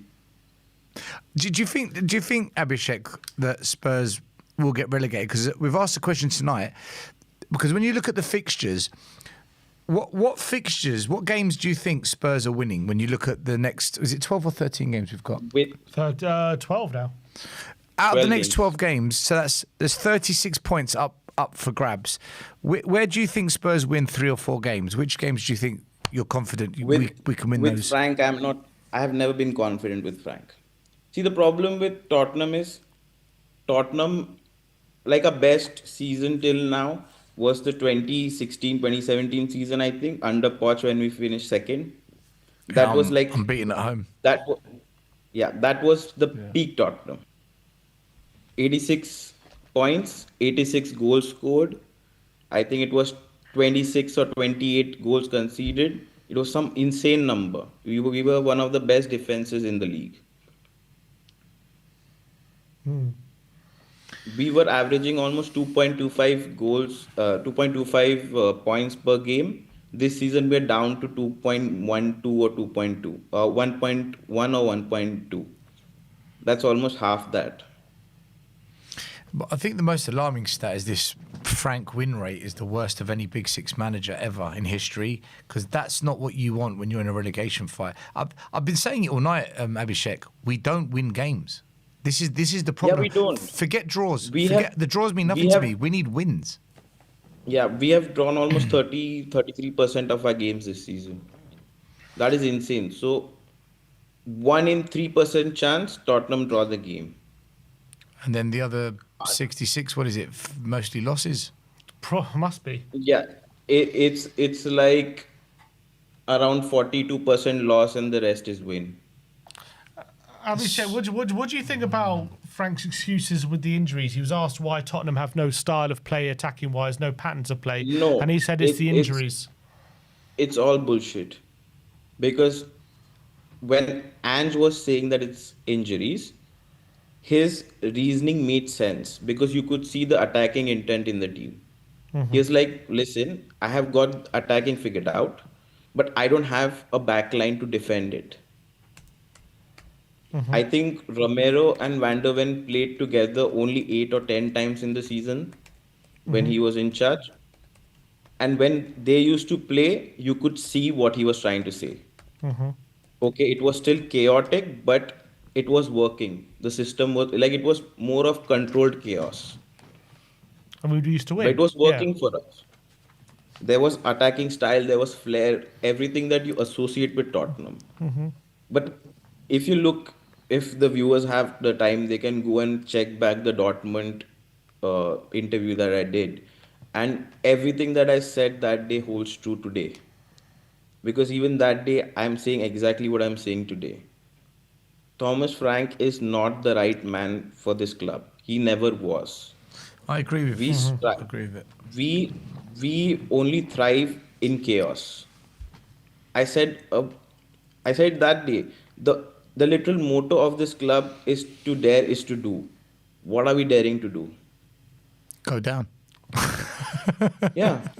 How dare you play forward, I think Frank is probably saying. How dare you stay up? How dare you? Daring to play forward, daring to look for Vicario at every point. I think this whole motto thing is it's wishy-washy. Just to dare is to do for me has no meaning.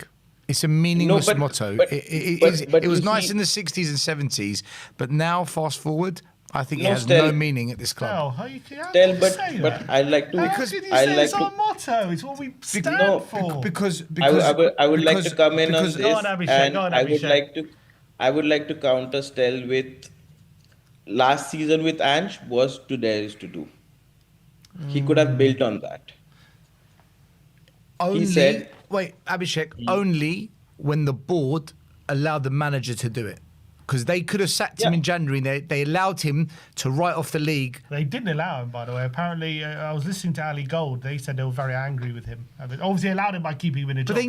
they knew we weren't winning games in the league. You mean they allowed him by not sacking him? You mean? Yeah, because he deliberately rested. But they didn't agree with him. They didn't agree with No, it. hold on. I heard an interview 2 weeks ago where Ange told them that he's going to be resting the best players for the Europa. And they agreed to Yeah. that. So they dared to let him do that to win the well, Europa. I don't know. Ali Gold said they didn't agree with him. Ali Gold is 50-50 He getting said things that's what right and his wrong. sources said that they weren't happy with what he said. Okay. I mean, I would rather trust the source itself but than some journalist. But hold on a minute. Where Forget did you hear that from? Right, hold on. Forget all the sources. The board could see Van der Ven was playing in Europe, but not on match day. The board know Van der Ven is our top defender. What? They're just watching that, and no one's saying, "Hold on, Ange, why are you doing that?" And what he said, he must have told them the truth. And they said, "All right, well." I never said that. I didn't say he lied to them. I'm saying they didn't like that he did that. Okay, they didn't like it, but they allowed it to continue. Well, by not sacking him, you mean? Yeah. Yeah, so this is what I mean, Abhishek and Sim. By not sacking him, they dared to do. So it starts at the top.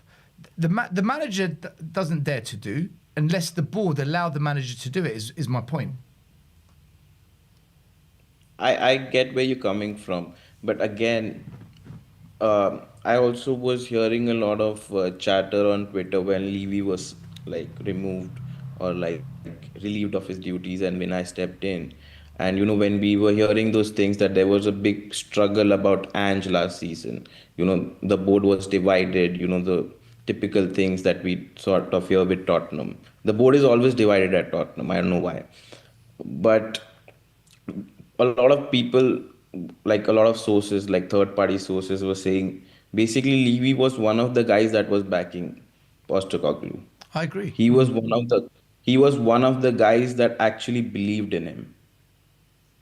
And these fucking Enoch guys, they were scared of this guy because they thought this guy might reach a pedestal at this club where in firing him would cause a massive problem to the brand.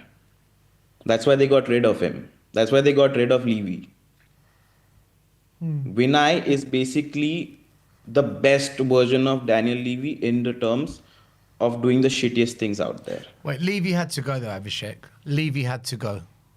Oh yeah, definitely he was part of the problem. Yeah. Like in 2020, we had the chance to sign Bruno Fernandes. Everything was signed and done. He was on the way to Tottenham Hotspur Stadium. Just imagine in 2020, Jose Mourinho was our manager. Just imagine if he got Bruno Fernandes in the team with a prime Harry Kane and a prime Son Heung-min. The only reason that deal didn't go through was because Daniel Levy wanted to structure that deal like, in transfers, clubs don't pay upfront payments. Sporting Lisbon basically wanted most of the money upfront. Daniel Levy denied that. Only because of the small technicality, we lost out on a brilliant player. It's not that we couldn't afford it, but the club is being run like a business. Yeah, but now without Levy, we're missing out on lots of players. No, but that's what I'm saying. Vinay is the best of the worst of Levy. Oh, right, I see. So The, it's just the, like for like the, almost. the things that we hate about Levy, Vinay is 10 times that. Great. He would look for a free fucking bargain. He's that guy. And that's why I think Enoch appointed him. Because I think he backstabbed Levy. He went to the main people, the Enoch family, and he was like, you know what? This guy's track record isn't good. He has burned a lot of cash. I can run this club at half the budget. And they would be like, okay, go on, do it, because Okay. these people are more focused on creating brand value, the brand image. They want to create investments, they want to go into housing, they want to develop the nearby area. They don't give fuck all about the club. How long have we heard this 150 million war chest in January? I don't believe anything they Yeah, say. it's hard to believe anything that don't believe comes out of the anything they media. But look, say. Abhishek, it's good to see you, my friend. Appreciate you coming on. Thanks for calling in. No worries, buddy. And we'll see you soon. See you. Bye bye, guys. See you later, Cheers, Abhishek. Let's keep going. Let's get Alexander on. Let's see what he's got to say. I want 10 apologies from Alex. What is Alexander apologising for? I wanted to apologise for arguing with me and all the things I said to him 3 months ago. Guys, can you hear me well, by the way, Yeah, or is can it? hear you. Can hear you, yeah. Big up, Alex. Hope you're doing well. Yeah, big up, guys. Today, I know I came on last stream and I said, I'm still delusional. I still have hope that we can make Europe. And it's only now I realize how idiotic that is. That's apology number one. Yeah, honestly, I'm going to just say it because look at Bournemouth now. Unbeaten now for another 5 games after they hadn't won in 11. And they're up there. They're up there. How many points clear are they of us at the moment now after their And everyone wrote off Iriola. That's what I'm saying.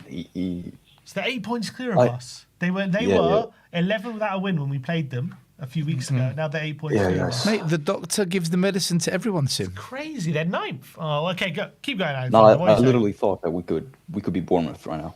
Like that's what I thought, and I'm just so desperate. It's all desperation because I don't want to see us. I don't want to see us go into next year or next season without Europe. It's a Jesus nightmare. Christ. It's a nightmare for me. And the ultimate scenario, the best, is Conference and Europa, because I know now we have the experience to win it. We can win it, and it's a realistic chance of not going 17 years again without a trophy. I mean, that's the only hope, really. So now that it looks like we're not going to get it, it's even darker for me now. It's so much darker, and I'm still gonna stand on business in one thing, and I don't think we're getting relegated. I know, still you're Oh gonna no! bash me on Why'd you this. say Listen, that? Now Alex, we're You going know Alex, down, what? You know Alex. what? No, listen. You know what? No, you no, got to no. start I learning don't at want some to hear an point. apology Stelios, on game Stelios, week brother, come 38 on. when we're going down as a team. Stelios, I let me don't tell need you an this. apology. Let me tell you. You're saying now, you're just spamming this notion that we have to take it seriously. Sir. Last season, you said something 1 second, Alex. repetitive. You seem to be brushing against some sort of microphone. I think when you move, Am I? He's got a mic on the lead. Okay. You must have a mic on the I'm lead. gonna Maybe stand make sure still. you stay still. Yeah. Yeah. Last season, still, I have to bring it up. I'm gonna be the receipts kind of guy. You spammed on the fact that we are not winning the Europa League. You said it repetitively, even up until the final. You said we're gonna lose to United. There's no way in hell we're He winning accused me against on being on United. drugs. He I accused me on came being on We Are drugs. Tottenham TV. I apologise to He Sim. did. He did. He did Hold, apologize. Alex. I know you And- apologize, but it's the fact but- that you stood on it. You stood on it. You didn't But you know back what down. you're not saying, though? Do you know what you're not saying? You're not saying when I came on this channel in March, before the quarter-final, and I said, if Ange wins the Europa, then he deserves to stay. No, that I was with you. I was. But you nearly didn't on that. mention that bit, though. No, but listen, I wasn't. I'm just saying that you're saying Yeah. that now, and in the same aspect as you're saying now, we're gonna get relegated. I still believe we won't, because football is different like this. Only if we keep Frank, Alex. Alex, only if we keep Frank, Yeah, will we get and relegated. I was torn between this. I said like keep him until the end of the season, but now it's all up in the air. If we sack him, we can thing save with the seat. us- We can save relegation. The thing with us, guys, the thing with us, Spurs, Tottenham, the thing with us, we're not a logical team. We don't follow any sort of logic. We're totally illogical. We're totally illogical. Last season, we go and smash City at the Etihad, and then we lose against Ipswich the next match week. That's the kind of team we are this season. We battered the most informed German team, like except Bayern, of course, and they're second, doing really well. Haven't lost more than one league game in two, games all season. And we go on drawing against Burnley right after. We're a logical team. So the way I see it is, we will pick up points because we will just face a team that is mid. We will face a mid-table team, and they'll just give it to us. They'll serve it to us tactically by having they're going to deploy faulty tactics, and we're just by luck we're going to scrape by it, and we're going to get points. That's what I believe in, and it's not to the fact that our form is because our form is shit right now, but I just believe that it's going to be enough. We're going to get points enough. I hear this every week. We're just going to get points. We never do, Yeah, though. but- I hear this yeah, every but- single week, and it gets worse and worse and We're- worse. And we're tonight just we've got gonna- another injury, which makes it even harder for us. We're just going to do it. And another thing too is just I've said it. You said it this stream, Stel, that you saw it on a tweet you don't want to take credit for. I've said this all along. Our entire footballing operations, like the entire footballing operation structure, is made up by either rejects or people that have been deemed not good enough by their past Premier League clubs, and they've come to us. Yeah. Like, so what the, pardon my language, what the hell do we expect? What, like, seriously, this is the thing, we look at people that have no proven career CV of doing great things, and we just believe that when they come to Spurs, they're gonna turn into magic. That's what we believe in. Like Lange, I said it last stream, repetitive, had Villa in relegation battles, deployed Gerrard, everything went to hell. That's the kind of place that we're in under him. Alex He comes is to clicking us- again. Your mic's clicking again. It is. He comes to us. Hold up. He comes to us, and it's just story on repeat. That's better.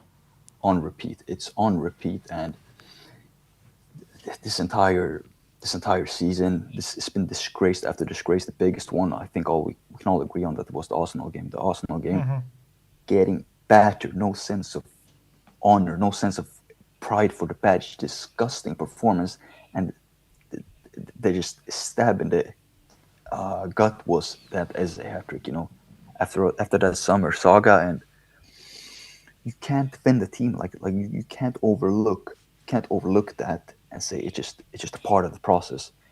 There's no process. There's no process. This project from the get-go, it's been broken. We hadn't had a solid foundation of ownership and football operations, like people employed by the club to go on a project. We hadn't had that.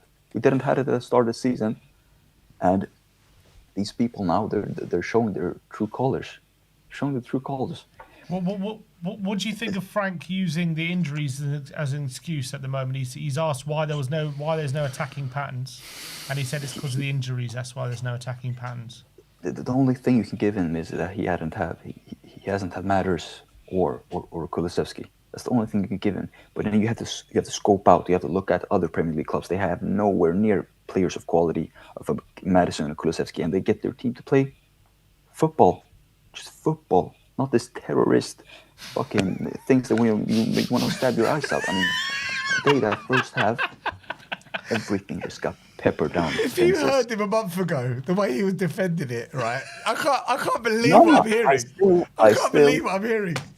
Still, I can't lie. This is your resignation letter, Alex. This is your resignation letter. Still, last season, I didn't flop at all. I was consistent. This season, I've said give him to the end of it, but it doesn't change anything for me. I know, like, I am I'm the person, because I'm Swedish, and Danes, there are like arch rival. There are arch rivals. That in that like sentimental sort of sense, I've had my doubts with him from the beginning. Our national manager, never trusted he was the Danes. Danish. I get it. He was Danish, our national manager, and he's fucked up our World Cup qualifier, and he did it on purpose. Literally, it was an inside job, a sabotage job. I'm traumatized in that sense, and I just want to bring this up. I genuinely believe with all my heart that if somehow we won that Super Cup at the start of the season, like I said it, I even said it before, the Super Cup, it's gonna pave the way for our entire season. I agree with you on this. It's gonna define. I agree with you on this. Season. I'm telling you, it's gonna. Like I said it from the get-go, I never back down from it. If Frank lifted that trophy in his first game for the club with this group of players, they would get behind him. They would get behind 100%. him. It would be a continuation of what had happened under Ange. Correct. It wouldn't be we go from winning and now we have to start up again and we have to go through an entire season. Oh, maybe we can win at the end of it. No, you get a chance to win before the season starts. But he didn't do it. Exactly. You carry that momentum in with you. The fans are behind you. They have a reason to go. Like when they go shit, you still have that trophy to back yourselves up upon. Credit in the bank. He never did. And I just think that wrote his destiny. Like that it decided his destiny at the club. And we're seeing it pay out right now. I don't think there's any. Would you sack him, Alex? Alex, would you sack Thomas Frank before the Arsenal game? Because there's a bit of division. I think most fans would say, yeah, he's got to go. Like, I'm on YouTube tonight just having a look at what other channels are saying. Honestly, all the big platforms, Talk Sport as well, all the big interviews, they're all saying he's got to go. Like, it can't carry on. This is it now. Would you keep him and give him the Arsenal game? Or would you say, no, don't let him near the Arsenal game? Oh, the caps come off. Judging. I'm sweating, guys. Really. I'm trying to keep it together. I'm judging by the last performance away at the Emirates. I mean, if he does a similar thing and we go on ending the season with an aggregate of like 8-1, losing to Arsenal, a historical, like, generational loss. How rocking would that be to have a second after that? The Arsenal fans getting the privilege to say, we got your manager sacked. You know that? Them actually saying he's getting sacked in the morning and then he actually does. Them getting that privilege. They're going to be singing Thomas Frank's a silver member at our manager. In the away. They're all going to turn up with Arsenal cups. Oh my God, I would do that if I was an Arsenal fan. I would, 100%. Yeah, but you haven't answered the question, Alex, though. Would you sack him? I don't care. I would. In that sense. Or would you give him one more game? That's what I'm asking. I don't want to. I'm this kind of person that I've always been raised with the, like, because I've played football for basically my entire life. You never know. with football. Anything can happen. Literally anything can happen. That's the beauty of football. You never know. There's never 100% I know. chance of a team winning. I know it's coming. But that's the thing. I said it at the Emirates. Like if he somehow got a result there, we were delusional. Like we were more hopeful. I mean, back then, and we said if he won at the Emirates, then that would be the biggest credit bank he could get after the Super Cup. We got battered, and it just spiraled down after that. And I would take Robbie Keane interim. I think that's the most underrated one that doesn't get talked about. Mason, no, he's in this sort of mentality sense of things. He's the same kind of yes man Frank is for the ownership. And my only concern with sacking him now is that I genuinely rate our assistants. I genuinely do. Cochrane, I know. I don't know what he does. Like when he's on his iPad and Frank's on their iPad, like what are they drawing? Like dinosaurs for the fossil football we're playing? Is that what they're drawing? Because genuinely, you can't see any sort of like reason for why they're on The their thing iPad. is, right? They brought in Cochrane. Nothing changes in game. They brought in Cochrane, who's this meant to be brilliant coach that works with youngsters and whatnot. We've got two better within our club. You've got Gary Broadhurst, who's been with the academy for 20 years, who knows youth football, academy football inside out, and he's developed some of the talent we've got in the academy right now. And then you've got the academy director, who was trained under Pep Guardiola, Simon Davies. Right? So if you want that kind of Cochrane grassroots type character next to you, you've got two better already in the club. Especially Simon Davies, because he comes from the school of Pep. Yeah, so I don't understand the Cochrane appointment. I never got that. Cochrane is he's Tuchel's assistant for England. Like that's a reason to rate him. You know, he's doing a dual job there, and he's actually doing great. But Alex, he was renowned for working with young players and developing youngsters, and the idea was he'd come in and work with the youngsters. But we've already got better within the club. Is my point. We've already got better within Tottenham. Yeah. Cochrane, like Jorgsson, like the Swedish guy, Andreas Jorgsson, like I genuinely rate him too, because we could see at the start of the season we were the best team in the league of set pieces. The thing with me is if we sack Frank, will all of them go with him? That's my sort of only, like I would genuinely see one of them take the job, Cochrane or neither, because I genuinely believe that they. And Jorgsson, the Swedish set piece coach, he's actually coached the biggest club in Sweden, Malmö, like as a head coach manager too. So he's also had that experience. I just think that if you give it to them, maybe Frank is holding them back. Genuinely, like maybe Frank is holding them back, and he held Brentford back apparently to social media. That's the thing. It's crazy to see there. It's crazy to see. I mean, Frank I'm gonna say he's worse than Nuno. He is. The jobs Nuno have done, jumping from Prem club to environment and like having these pressures on him constantly, he's done better than, like he's a better manager. Well, look at Nuno now at West Ham. Absolutely, the job he did at Forest, the job he did at West Ham, the job he did at Wolves. Wolves, yeah, he was very good at Wolves. He had some cracking players at Wolves as well, though. He had some cracking players. That's the thing to our scouts. I don't buy this that they work with one, like maybe it's Lange that's keeping them back in sort of data-driven bullshit. I can't stand that data-driven, like it's killing the game. Ryan of Bournemouth was one of the signings I advocated for, and I've genuinely called for most of Bournemouth signings. I've watched Ellie Junior Krupi, like he has the most goals out of any under 21 player in Europe, I think, right now in the top 5 leagues. I said I literally had multiple tweets of him. Like I said, he's gonna be Bournemouth's next superstar. I said that when they bought him last January.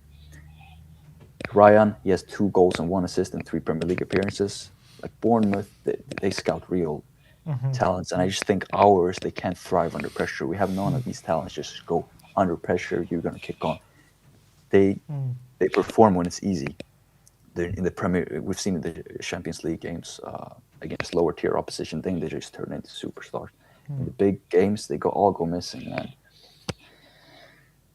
Just the relegation battle. If we got relegated, guys, then you just know that we're not our image. I know people It talk would about be not gonna come back catastrophic. up. If Tottenham got relegated, it would be catastrophic for the club. It's not It just really would. it's not that we're not going to come back up that worries me the most. It's our image. It's our image as a football club that it's going to be tainted forever, like forever, and it's forever going to be used against us that we got relegated after winning a Europa League, you know. And it wouldn't be because of any That's a points big six club. deduction. It wouldn't be because like of any other like wasn't be because like we in administration. It wouldn't be because something terrible happened. Like it would only be because of our own sheer incompetence. Yeah. That would be the Self-inflicted, yeah. Self-inflicted. Self-inflicted. Exactly. And this is the thing, like the rot we're going through right now. It's, let's be real for a second. Do any one of us believe that these players are suddenly going to turn around as a collective, as you have to be in a team? They're all going to turn around and go like, we're going to start playing for you, Frank. They've already stopped. So they're not going to return to the hope they had for him at the start of the season. They're just not. So The only hope is they play for us to keep us up rather than. Did any player put an apology out tonight? Because normally we get an apology every week. It's a dead end. It's a dead end. Like anyone it's say done. sorry? And Just we shouldn't be surprised with these losers, because it's just losers infested through our entire football club. Number one is there's no consequences to when you lose. There's no like cultural consequences. Like you feel it. Like everybody looking at each other. Like after the Arsenal game, I bet you after that day, they all hung up. They were all laughing in training. Frank had like almost. What's funny? You say that. I know a source who's told me that is exactly what happened. I genuinely believe that, and that's the genuinely. disgusting part. That's the And I know there were a part. few players that were unhappy with some of the management, and some others just come into training laughing and joking around. That's the I know thing. that. And I heard we that. sit here as fans, like pissed off. We get banter from our rival fans or friends, and we just sit here for a week like it doesn't go off our minds. A year later, it's not going to go off our mind. That's the difference. That's the difference in like for a club to be successful at the top level, the fans sort of not just expectations, but the fans' passion for the club has to be equal at board and player level. Like you have to have that passion, like burning for the badge, not wanting to let go or let down like your club. It's your everything. We don't have that about us, and like genuinely, I'm not surprised. I wouldn't be surprised by the fact that every single player in our squad of quality have had the thought through their head in the summer. Like genuinely, I if a like opportunity presents itself, I want off of here. I genuinely now, Xavi, what is he thinking? What is Xavi thinking now? He's thinking, what the hell has he walked into? He's probably embarrassed, not embarrassed to wear our colors, but he's thinking like, I came here, and we've just shut the bed completely. And lastly, guys, I just want to mention Paulinho. It wasn't a top performance of anything by him today, but I just think he's the only player. When I look at a captain, he's the only player in our squad that I believe has genuine captain qualities for me. Like the way he never shies away. He always gives his 100%. He never. Do you lets think the he should team have down. started the game, Alex, or do you think it was right to bench him? Yeah, I heard he had a knock and things, but as you said, he played 55 minutes without issue. You can't push it 30 minutes extra, and he would have been able to play. I just think today we saw how open we become without him. How open, like especially after we've changed the system a little bit during the last few games, we see that, and he always gives his 100%. Before he came to the club, we said, "Oh, Paulinho is definitely going to get sent off. He has that red card in him, that nature. Like he's going to lose his." He hasn't gotten sent off. It's been Kuti that has taken that role, and he's the only sort of player in our squad that I would like see as a worthy captain quality. And lastly, with our midfielders overall, Bissouma, Bentancur, Papisar, all these Conte midfielders that we brought in, I'm going to sell them all and replenish with new blood in the summer. That's what I think. And Vicario, I'm a former goalkeeper too, and our standards are so low for goalkeepers now. Like it's the bare minimum to be able to be a good shot stopper. Otherwise, what the hell are you in goal for? like Yeah. put Kane or and he pounces it out straight, or you're always supposed to get it. If you can't have the force enough, you always pounce it out to the side. Pounce it out to the side because then you can readjust your positioning and get back into place.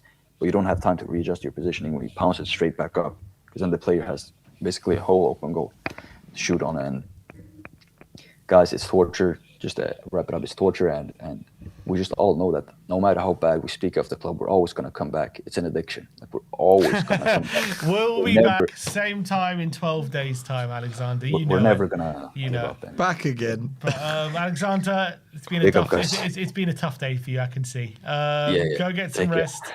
Big up to you for calling in. Appreciate Big up, it. Alex. Thank you. Nice one, mate. Fantastic. That was brilliant. He came out with absolute gems. Mate, he's gone. He's gone. He argued with me for months and months. Frank, this, coaching this, give it time, player this, you wait this, league, we'll qualify for Europe. This was a month ago. I just said to him, Alex, do you know what? You're going to learn the hard way.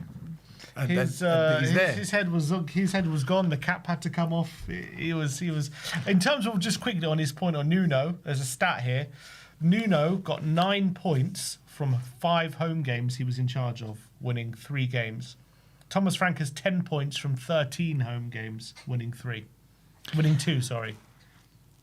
Nuno won more home games in 5 than Frank has in 13 home games. Right now,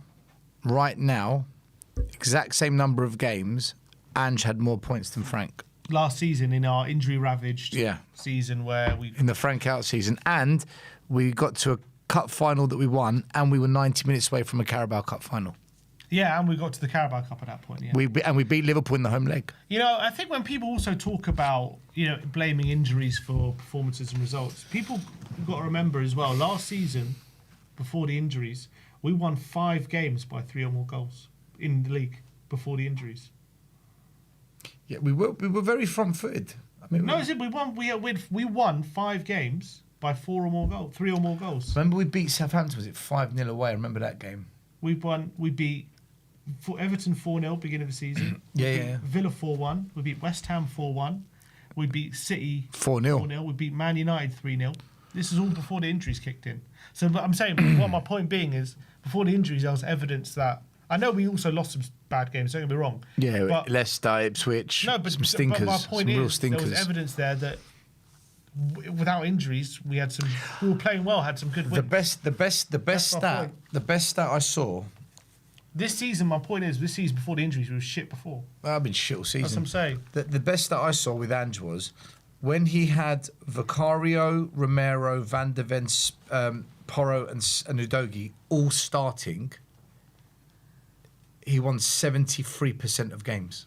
Well, last season, which is mad. With just Romero and Van der Ven in all competitions last season, he only had 16 games. Yeah, we won 9 of them. Yeah. Like I think him not having his defenders completely crippled what he wanted to do. Do you know what, Sim, man? This is still going to get worse before there's any hope of better. How can it get worse? Oh, I guess there's off. Why did I say that? Of course it can. You know what? Under Frank, the one thing I'll give him is we don't get battered. We lose by only Forest battered us, I think, 3-0. Yeah, but I don't know how we don't get battered, because we should be getting battered. Like, we deserve to be getting battered. Man United, 2 goals. Man City, we beat them, we drew. West Ham should 1 be goal. 3-0, 4-0. Bournemouth, Tonight 1 goal. Tonight, yeah, but that's what I'm saying. We don't. Why is it? I actually think against Arsenal, we are going to get battered. Chelsea should have been 4. Chelsea should have been. Bournemouth should have been 5. Should have been 4-0. Yeah. I don't know how we didn't. Because Arsenal was the only team that actually smashed us. They bashed. Was it 4-1? They smashed us. And our goal we scored was just an insane goal. I think Arsenal come to... Listen, I watched them go away to Leeds, who are tough. They battered them 4-0. They picked off Sunderland 3-0. Sunderland are no joke. I actually think this current team that we've got available, with the way Frank set them up, my fear is we are going to get a hiding. And that's not going to go... We haven't had 1 hiding at home. Well, it's coming. It's coming. I think it's coming, yeah. Let's get Jake on. Let's see what he's got to say. Hello, boys. Hey, Jake. Thanks for calling in, mate. That's all right. Thanks for calling me out for cooking my eggs when I first jumped on this morning. Big up to you. I don't know who that was, but there was someone asked me if I was making breakfast.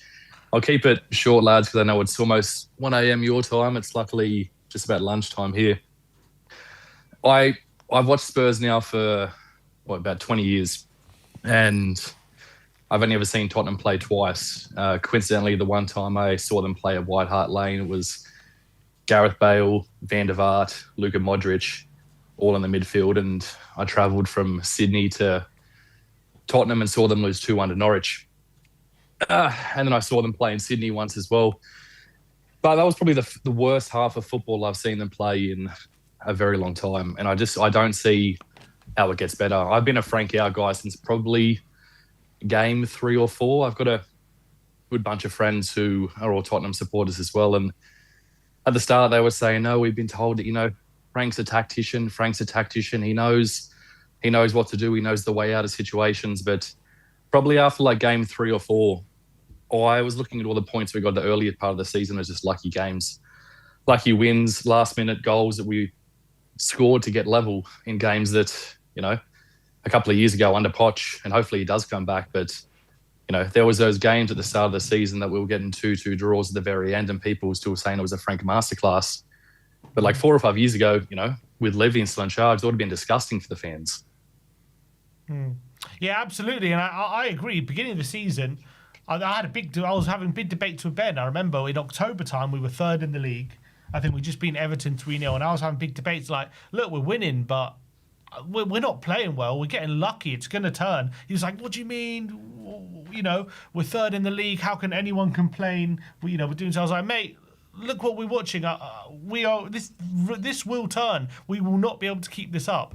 And for sure, like that has obviously come to pass. But like at the moment, how do we deal with the situation we've got with? I understand everyone wants Frank out. I want Frank out, but we have a massive injury crisis. We are dropping like a rock in the league. We're 5 points now away from the relegation zone. Even if we sack Frank, those problems aren't going to go away within the squad. So how do we deal with this? Well, see, I think I can't really see a smooth way out of the situation. I think the only positive that could come from this season is if we do get relegated, we might end up on the Welcome to Wrexham TV show in the Championship. They might get promoted, so we might be crossing paths. Who knows? No, I think that would be very Dr. Tottenham to actually miss. They get promoted, we get relegated, and we miss being on the on Amazon Prime.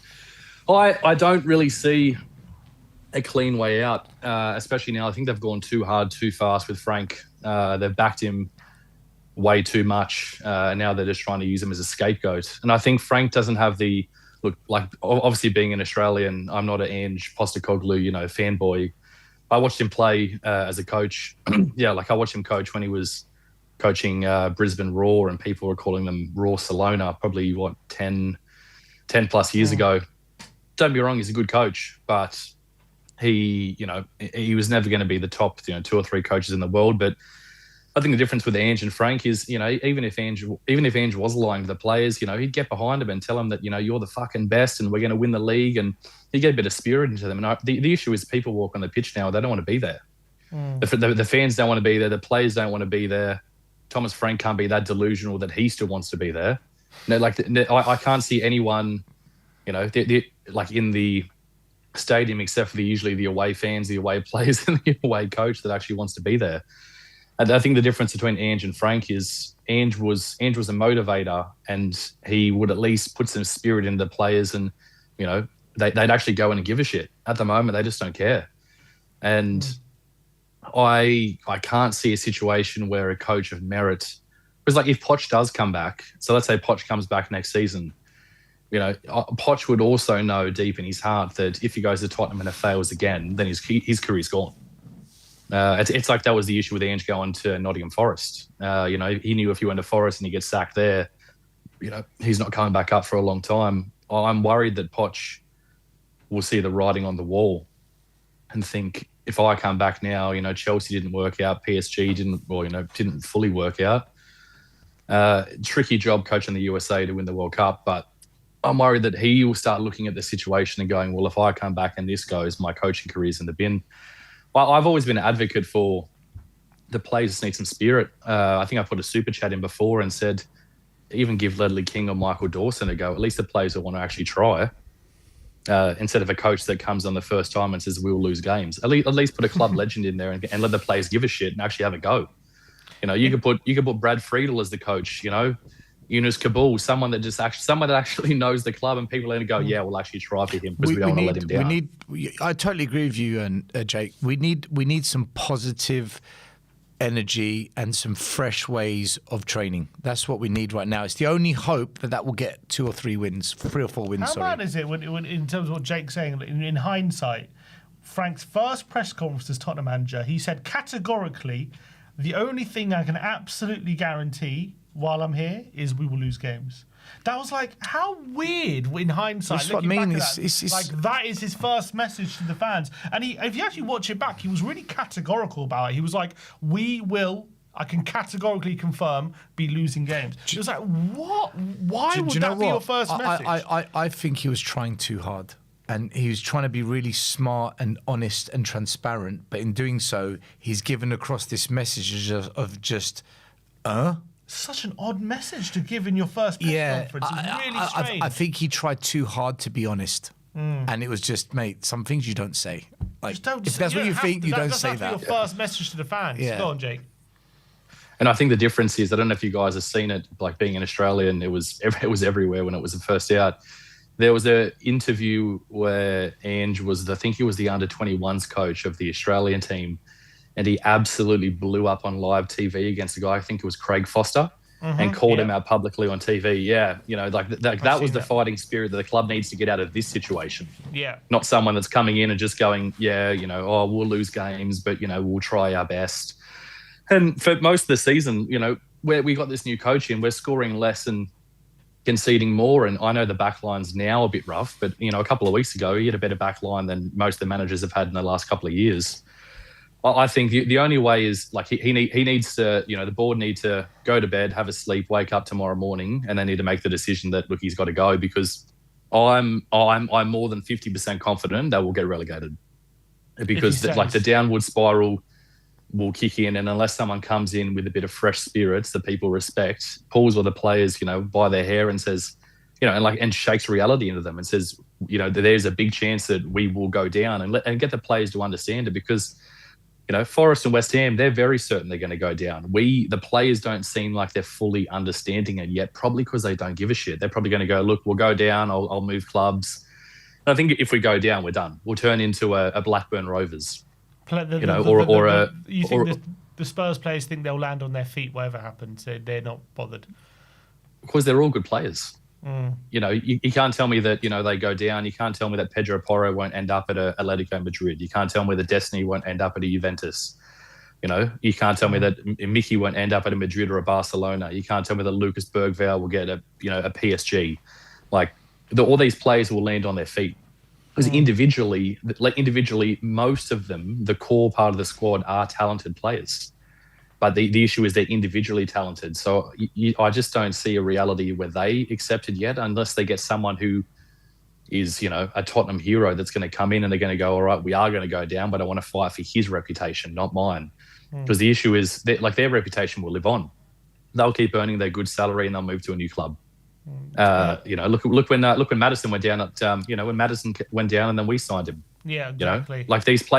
These players will land on their feet, but the coach won't. They need to fight for the coach. All the bigger clubs will be circulating if we get relegated, of course, like vultures. It'd be like a fire sale. Absolutely. Look, Jake, as you say, it's getting late. So before you go, just what is your gut telling you? Quick answer: is he going to be in charge of the Arsenal game? Do you think he will be sacked? Unfortunately, I think he'll still be in charge of the Arsenal game. I know it's late, so I won't keep you guys going too long, but I think he'll be in charge of the Arsenal game, because can you imagine? I know you guys were talking before about, imagine getting Harry Redknapp in with a Jermaine Defoe. Could you imagine the crushing blow? So imagine he gets sacked tomorrow. We bring in Harry Redknapp, club legend, and we get thumped 5-0 by Arsenal. I don't think they will bring him in a game that they know we're going to lose. Right. Yeah, but they need the points, though, Jake. But I don't think with the form and the squad at the moment, even if we got a Harry Redknapp in, I can't see us winning against Arsenal. Do you know what? That's a fair point. We get Guardiola in charge. We're not. Yeah. No, that's a fair point. I don't disagree with that. Actually. I don't disagree. I think we could bring. I think we could bring, a coaching team of Pep, Mourinho, and Conte, all with all playing head coach roles, and I think we'll still lose. I think bringing in a club legend to what will potentially be a thrashing is a horrible idea. I think the board will go, look, if he gets stumped 5-0 by Arsenal, we fire him. We look like heroes. I actually but think I think Conte could get in Arteta's head again. Don't you bottle it. You're used to bottling it. Don't do it again. But I think they know that they'll get pumped by Arsenal, and then the board will make the decision. I can't see them being, look at us. We've, listened to the fans. We brought in Harry Redknapp, and then we still lose 5-0. Like, we're going to lose anyway. You may as well use him as a scapegoat. Jake, if we get, I know it was the last question, but I've got one, just one.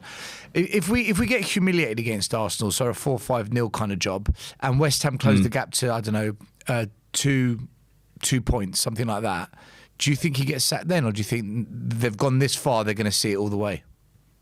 No, I think if they get thumped by Arsenal, and even if West Ham lose, and they get thumped by Arsenal, I can see them being like, okay, this will look better if we do it now. A 2-1 loss to Arsenal, though, some fans will still be like, oh, maybe he's got a bad squad. But if we lose to Arsenal, I think for the board, that'll be them going, okay, this is the time to do it, and we'll cop the least amount of flack, because more fans will be pissed off, and we'll look better that we've made the right decision. All right, Jake, appreciate you calling, mate. Really great call. And please, call in again. We'll speak to you soon. Thanks, guys. Thanks a lot, Jake. See you later, mate. Yeah, it's good. Sim, I've got a quick question. I was just thinking now whilst Jake was speaking. There's like a lot of empty seats tonight. Mm-hmm. Fans are just giving up. Do you think for the North London derby there'll be a lot of empty seats as well? Because that is quite a unique game. Yeah. No, I'd say probably not. Will it be like the atmosphere that, when we beat them 3-0 and stuff like that in terms of before the game and stuff? I think we're all going into that game anticipating the worst. Yeah, and with a lot of trepidation, I would say. But I'm pretty sure it's not going to be empty. I don't know. Maybe, I reckon in terms, North London derby tickets are usually like gold dust. They're usually hard to get. I don't think it's going to be hard to get. Put it that way. I think there'll be tickets flying around. See, I'm going to that one because it is the North London derby, but I'm also going to that, and I'm questioning, why am I going to this? Why are you putting yourself through this, Del? Do you know what? Go on, bring on. He's laughing in the background. I'm never going to answer because he's laughing. Fuck you, man. That's nice. Why are you putting yourself in this position, man? Don't go to the games, mate. Fuck's sake. I ain't going because I'm going to cancel the membership. I'm not going, man, because as long as you have our membership, KPV. Oh, my Lord. You need Tottenham Hotspur. I'm done, man. I'm done. What's the point? I'm cancelling the membership, and I'm not a member of the club because, I've not been to a Premier League game since, February 2022, when we lost to Southampton, when clearly Bergwijn's goal was not offside. We were clearly robbed, and we were robbed away at Southampton that season when Kane was not offside. Were we robbed tonight, Carl? Well, to be honest, I'm not going to say anything because, I'm done, man. Correct decision, Newcastle goal. Willock, an Arsenal ex-Gooner, thought he scored against us again when we had Mourinho a couple of years ago when we drew 2-2 at their ground, and he scored, and we were clearly we were robbed at home when Eric Dyer handballed it, and it was never a handball, and Callum Wilson takes the penalty and we draw 1-0. Before the hammer, before we play West Ham, we draw 3-0 before then. Actually it was before the United game, actually. I'll take that back. We won 6-1 at Old Trafford. We were robbed against Newcastle then, and when they signed Joe Linton and they beat us 1-0 under Poch, and we lose because we lost 1-0 and they wear the orange kit, and they seem to have a good record at our ground. And now Ollie Watkins 2.0. What the hell, man? Carl, do you think Frank's going to be in charge for the Arsenal game? Well, I hope not, but it looks like he will. He says he's 100 percent convinced he'll be in charge. Like, Do you believe I him? don't believe him, man. I don't like what he said. I don't like what he said about. Oh, I thought we're good. Like, he's deluded. Frank is deluded every time. We're not good enough, and Every time. we're not good enough. And I don't know why people are talking about us going down. Like, I watched DR Sports last week, and they were asking, like, what would you rather, Spurs get relegated and Arsenal in the league? But I'd like, as I said to a friend, like, Natalie's watching this, as you're probably aware, she's in the chat. Big up, Natalie. And as I said on the chat, I will not buy a Tottenham shirt with a Sky Bet Championship badge. That's not going to happen. I'm not buying it. I will not buy a Tottenham shirt. Sorry, but I'm not. I will not buy that. It's not going to happen. I won't cheer us on anymore if we're in the Championship, because I've said it many times. We've never been relegated in the Premier League era. Like, there are 3 teams who've been relegated and won the league.